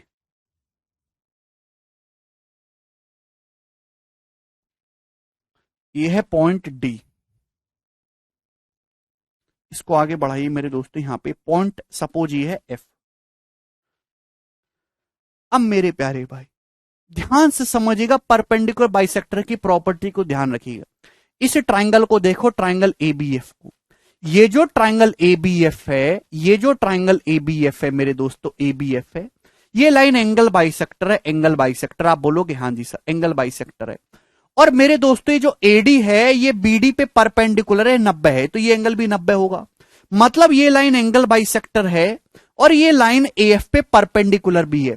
इसका मतलब यही लाइन मीडियन भी होगी, यही सब कुछ होगी। जो ट्राइंगल ABF है ये एक आइसोसेलेस ट्राइंगल बन गया भाई।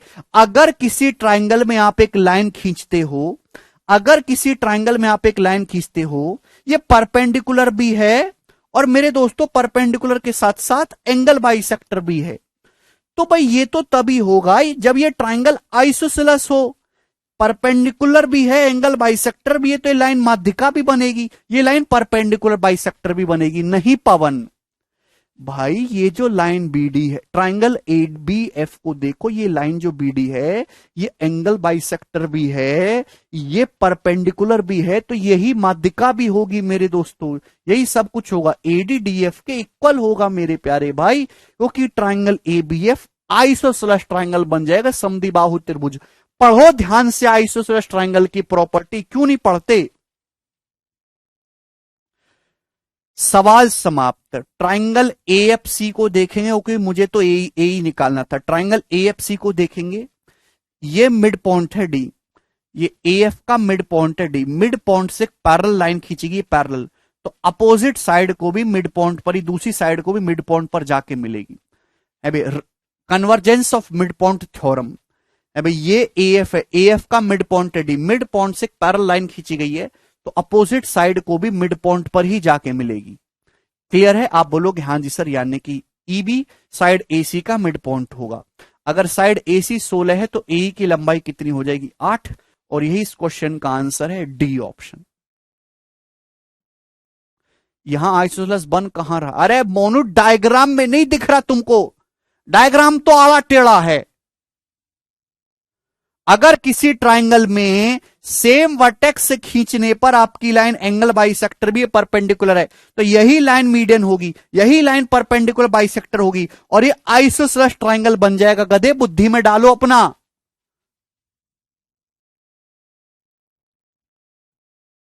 हाँ सुरभि,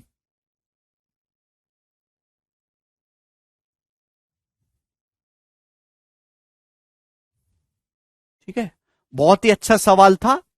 इसके लिए आप जो है ये कंसेप्ट दोबारा से पढ़ो, ठीक है ना।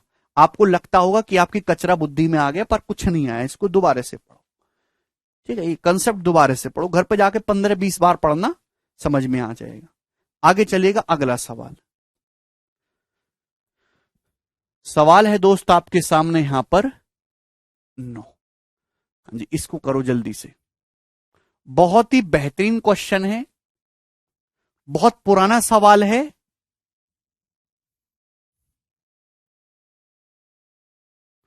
सर यहां पर A B and B F same होगा ना, A B B F same होगा। एक सेकेंड, ए बी, हाँ A B B F same होगा पवन, ठीक है। चलो ये बताइए सवाल नंबर 9, करेंगे जल्दी से।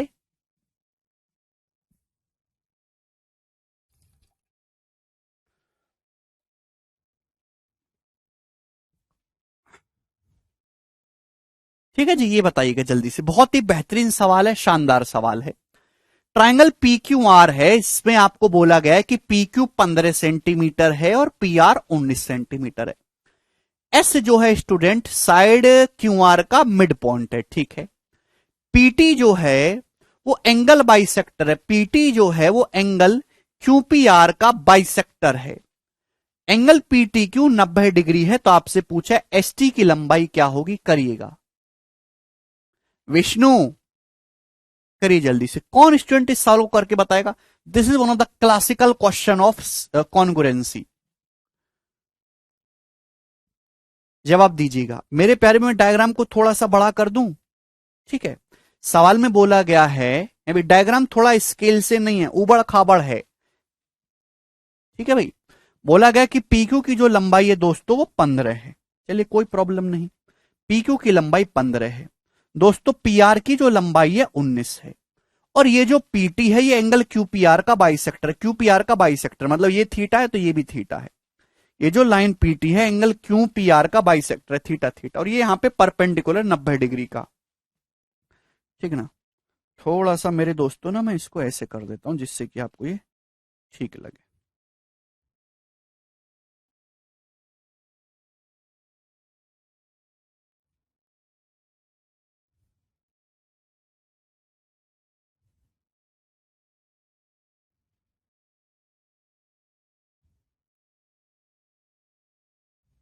ठीक है ना भाई, ये थीटा है, ये थीटा, ये जो पीटी है एंगल क्यूपीआर का बाइसेक्टर है, ठीक है ना। एस जो है मेरे दोस्तों ध्यान से समझिएगा, ये जो एस है, ये जो एस है मेरे दोस्तों, ये क्या है, ये जो पॉइंट एस है ये साइड जो है क्यू आर का मिड पॉइंट है, साइड क्यू आर का मिड पॉइंट है। ये एंगल पीटी क्यू 90 डिग्री है, तो आपसे पूछा एसटी की लंबाई क्या होगी। चले दोस्तों करिए, इस क्वेश्चन का आंसर क्या होगा, जवाब दीजिएगा, बहुत ही बढ़िया सवाल है।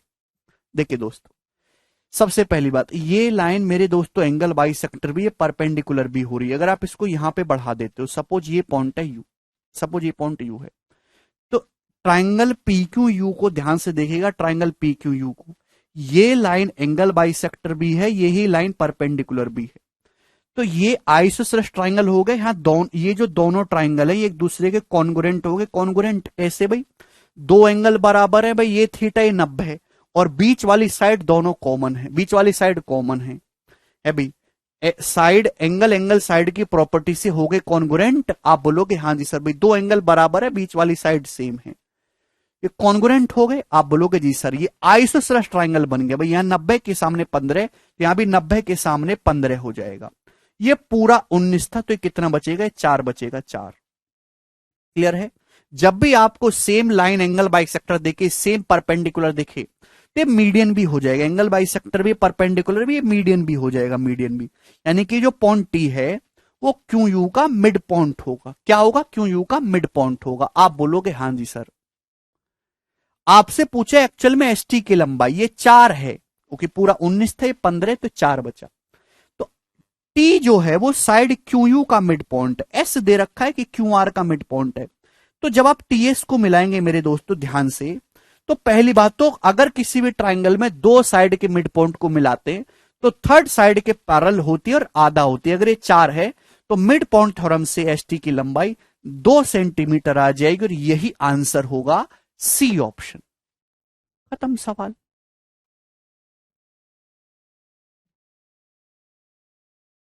Bye the mid point theorem. बताइए दोस्तों, है ना इजी क्वेश्चन?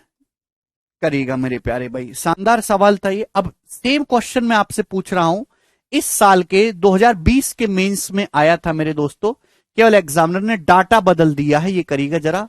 सवाल नंबर 10, क्या आंसर है प्यारे बच्चे इस सवाल का? करो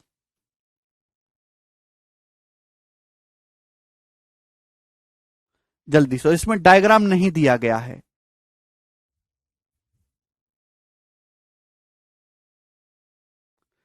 नहीं समझे तो रिपीट करके देखिएगा, बुद्धि लगाइएगा। कंसेप्ट घर पे पढ़िएगा, आपको कंसेप्ट याद नहीं हुए अभी।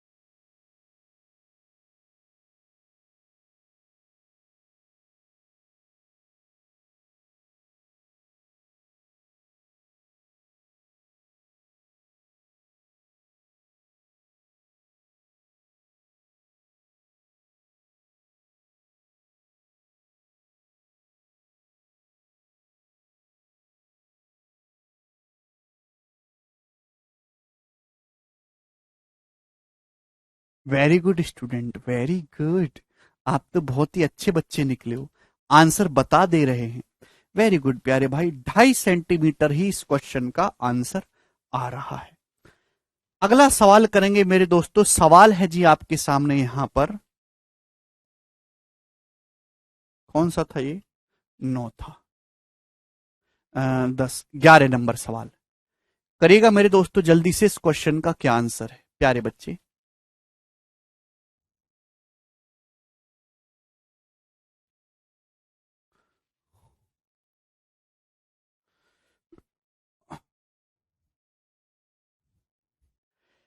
बहुत ही बेहतरीन सवाल। P Q R S a quadrilateral है, तो आपके सामने P Q R S a quadrilateral दिया गया जिसमें पी एस एस आर के बराबर है।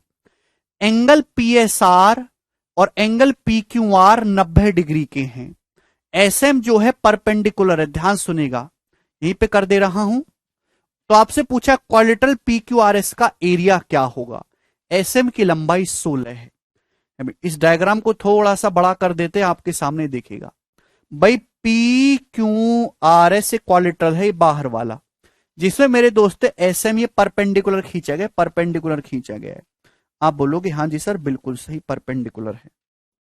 उसके बाद ये जो एस एम है दोस्तों, इसकी जो लंबाई है वो 16 है। एस एम की जो लंबाई है वो 16 है, 16। आप बोलोगे हाँ जी सर बिल्कुल सही। एंगल पी एस आर, ये वाला एंगल जो है ये 90 डिग्री का, 90 डिग्री का, ठीक है भाई। और एंगल पी क्यू आर, ये वाला एंगल भी 90 डिग्री का है।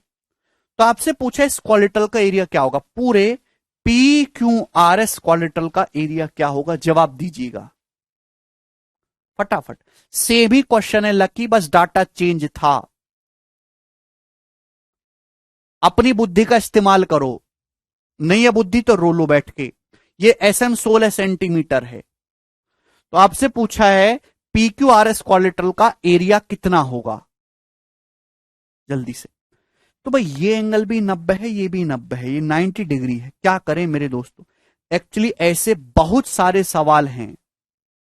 हाँ जी, बहुत सारे सवाल बनाए जा सकते हैं मेरे प्यारे भाई, ध्यान से समझिएगा, ध्यान से मेरे दोस्तों। अगर मैं इसको यहां पे इस तरीके से ये क्वालिटल पूरा कर दूं तो कोई बुराई है क्या, आप बोलोगे नहीं सर 90 डिग्री। एक्चुअली में आपके सामने यहां पर दो राइट एंगल ट्राइंगल दिखाई दे रहे हैं, कि ये वाला राइट एंगल ट्राइंगल और एक ये वाला राइट एंगल ट्राइंगल। ये भी राइट एंगल ट्राइंगल है, ये भी राइट एंगल ट्राइंगल है मेरे दोस्तों। आप बोलोगे हाँ जी सर बिल्कुल, ये दोनों ही राइट एंगल ट्राइंगल एक दूसरे के कॉन्ग्रुएंट है। कैसे, सवाल में बोला गया कि पी एस एस आर के बराबर है, ये जो पी एस है ये एस आर के बराबर है। ध्यान सुनिएगा, सवाल में इंफॉर्मेशन क्या दी है कि पीएस की जो लंबाई है एसआर के बराबर है। तो इसी चीज का आपको इस्तेमाल करना था। आपको यहां पे दो दो राइट एंगल ट्राइंगल दिखाई दे रहे हैं, ये भी 90 डिग्री, ये भी 90 डिग्री मेरे दोस्तों, क्लियर है। और यहां पे ये जो है सटा के बनाए गए 90 डिग्री के एंगल पे, ठीक है ना दोस्तों।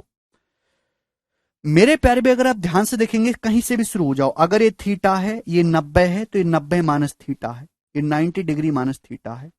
अगर ये थीटा है, ये 90 90 माइनस थीटा, ये 90 है तो ये थीटा बचेगा, ये थीटा। तो ये कितना हो जाएगा मेरे दोस्तों, 90 माइनस थीटा। आप बोलोगे हाँ जी सर, ये 90 डिग्री है, ये कितना है थीटा।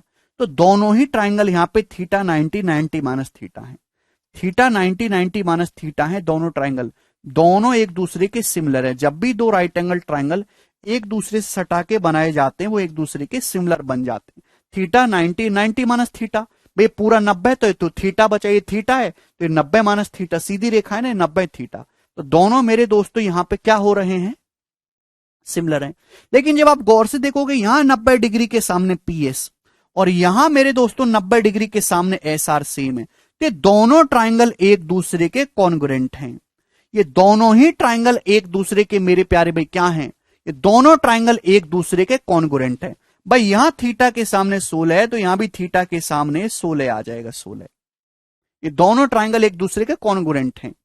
तो इसका मतलब देखिए, आपको निकालना है, क्या निकालना है आपको, आपको निकालना है क्वालिटरल पी क्यू आर एस का एरिया। अगर कोई एरिया डिलीट ना करके उसको शिफ्ट कर दो, अल्टीमेटली हुआ क्या, ऐसे समझो कि आपने इस ट्राइंगल को यहां से हटा के आपने इस ट्राइंगल को यहां चिपका दिया है। भाई हैं तो दोनों बराबर ही, किसी भी एरिया को कहीं से लगा के कहीं भी चिपका दो।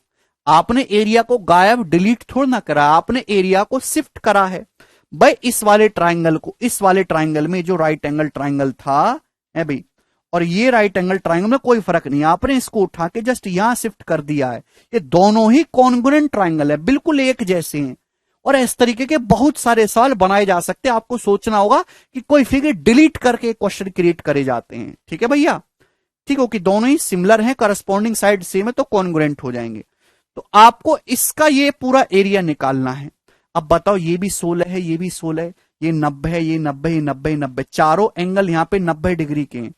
ये 16 16 है, तो ये क्या बन गया, स्क्वायर बन गया। भाई ये साइड भी 16 है, ये भी 16 है, ये भी 16 हो जाएगी, ये भी 16 हो जाएगी, तो स्क्वायर बन गया वर्ग। और स्क्वायर का एरिया हो गया 16 का स्क्वायर, यानी कि 256। इस क्वेश्चन का आंसर है 256। स्क्वायर का एरिया क्या होता है मेरे दोस्तों, साइड का स्क्वायर, 256। मुझे लगता है कि आपको ये बात अच्छी तरीके से समझ में आ गई है। बहुत ही बेहतरीन सवाल था। आगे चलेंगे अगले सवाल की तरफ। 12 नंबर, जवाब दीजिएगा जी इस क्वेश्चन का क्या आंसर है।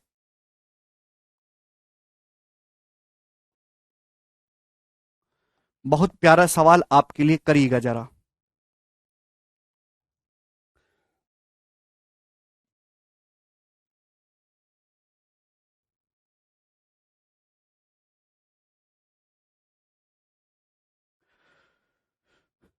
देखिए सवाल देखिए ध्यान से, आपके सामने एक ट्राइंगल दिखाई दे रहा है मेरे दोस्तों, ट्राइंगल एबीसी। इस ट्राइंगल एबीसी में एडी जो है वो एंगल बाइसेक्टर है। आपके सामने ट्राइंगल दिखाई दे रहा है एबीसी, ठीक है। आप बोलोगे हाँ जी सर बहुत बढ़िया। एडी जो है वो इसमें एंगल बाइसेक्टर है, तो ये जो एडी है ये एंगल बाइसेक्टर है। Angle BAC 111 degree, BAC 111 degree का है। AB प्लस बीडी बराबर AC के है।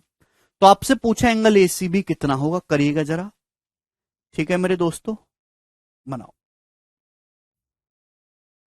बहुत ही बेहतरीन सवाल, आपको मजा आएगा जी ये सवाल करके। सवाल में आपको ये दिया गया है मेरे दोस्तों यहां पर, अच्छा थोड़ा सा ना डायग्राम को ऐसे बना लेते हैं, देखने में फिजिबल लगे ये, है ना।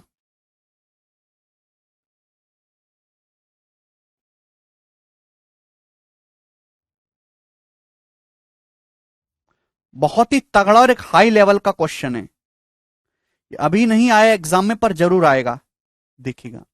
ट्राइंगल एबीसी में एडी एंगल बीएसी का, एडी कोण समद्वि भाजक है, जो एडी है ये एंगल बीएसी का बाइसेक्टर है भैया, मतलब ये एंगल थीटा है तो ये एंगल भी थीटा है।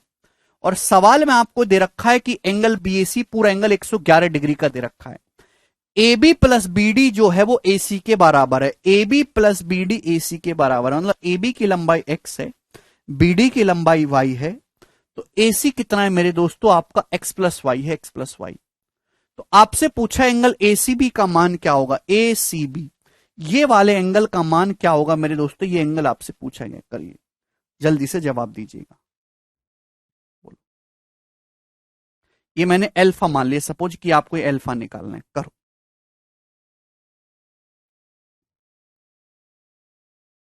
ठीक है भाई, बनाइए। ये एंगल बाइसेक्टर है।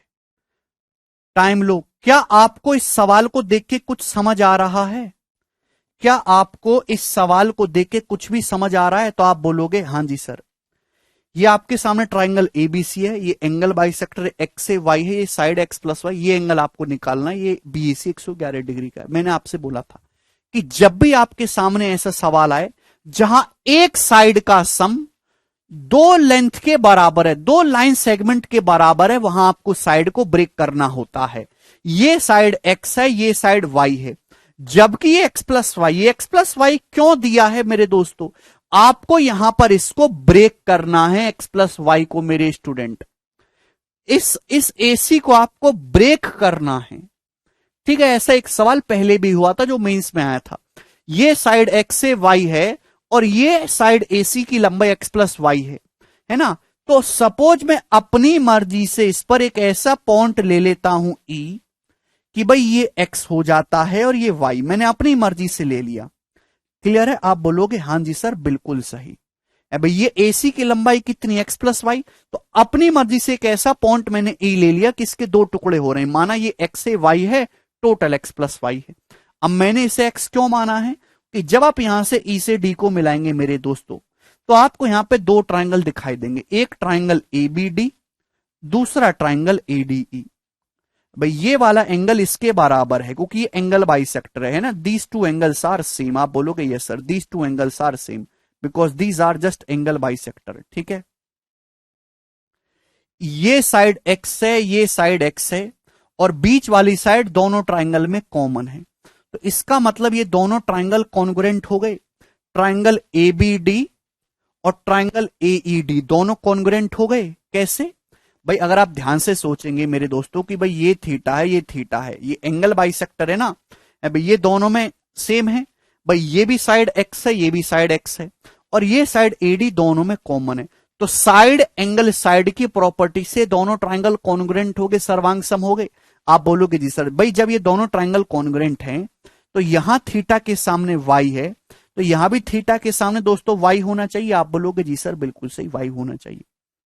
प्यारे स्टूडेंट, अगर ये एंगल अल्फा है तो ये भी अल्फा हो जाएगा। अब क्यों हो जाएगा मेरे दोस्तों, भाई ये आइसोसेलेस बनेगा ना, ये भी वाई है, ये भी वाई है, ये अल्फा ये भी अल्फा हो जाएगा, आइसोसेलेस ट्राइंगल हो गया, दो साइड बराबर, दो एंगल बराबर। भाइयों अगर ये अल्फा है, ये अल्फा है, ये कितना हो जाएगा, तो आपका जवाब होगा सर ये हो जाएगा 2 अल्फा। ये अल्फा है, ये अल्फा है, तो एक्सटीरियर एंगल कितना हो जाएगा, तो आप कहेंगे सर ये हो जाएगा जी 2 अल्फा। यहां तक कोई तकलीफ? आप बोलोगे नहीं सर कोई भी तकलीफ नहीं। मेरे दोस्तों साइड ये दोनों ट्रायंगल कॉन्ग्रुएंट हैं, ये और ये दोनों ट्रायंगल कॉन्ग्रुएंट है, ये वाला और ये वाला है भाई। यहां साइड एडी के सामने 2 अल्फा हो रहा है, तो यहां भी साइड एडी के सामने ये वाला एंगल 2 अल्फा आना चाहिए कि नहीं आना चाहिए? आप बोलोगे हाँ जी सर। कॉन्ग्रुएंट है तो यहां साइड एडी के सामने 2 अल्फा है, तो यहां भी साइड एडी के सामने ये वाला एंगल 2 अल्फा होगा। आप बोलोगे हाँ जी सर बिल्कुल होगा। अब बात समझ में, बहुत तगड़ा सवाल है लोहे का दिमाग चेक करने के लिए।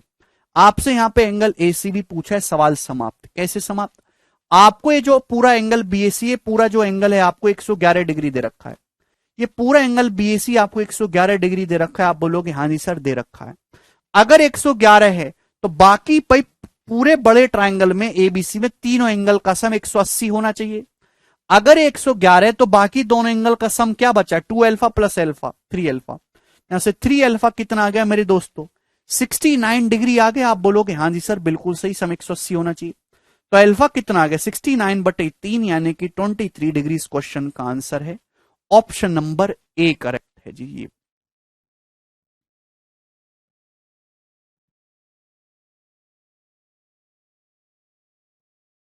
बताइए। बहुत ही बढ़िया सवाल है, आपको अत्यंत आनंद की अनुभूति हुई होगी इस सवाल को करने में। ठीक है जी, चलिए तो आज दोस्त हम इतना ही छोड़ेंगे, बाकी कल करेंगे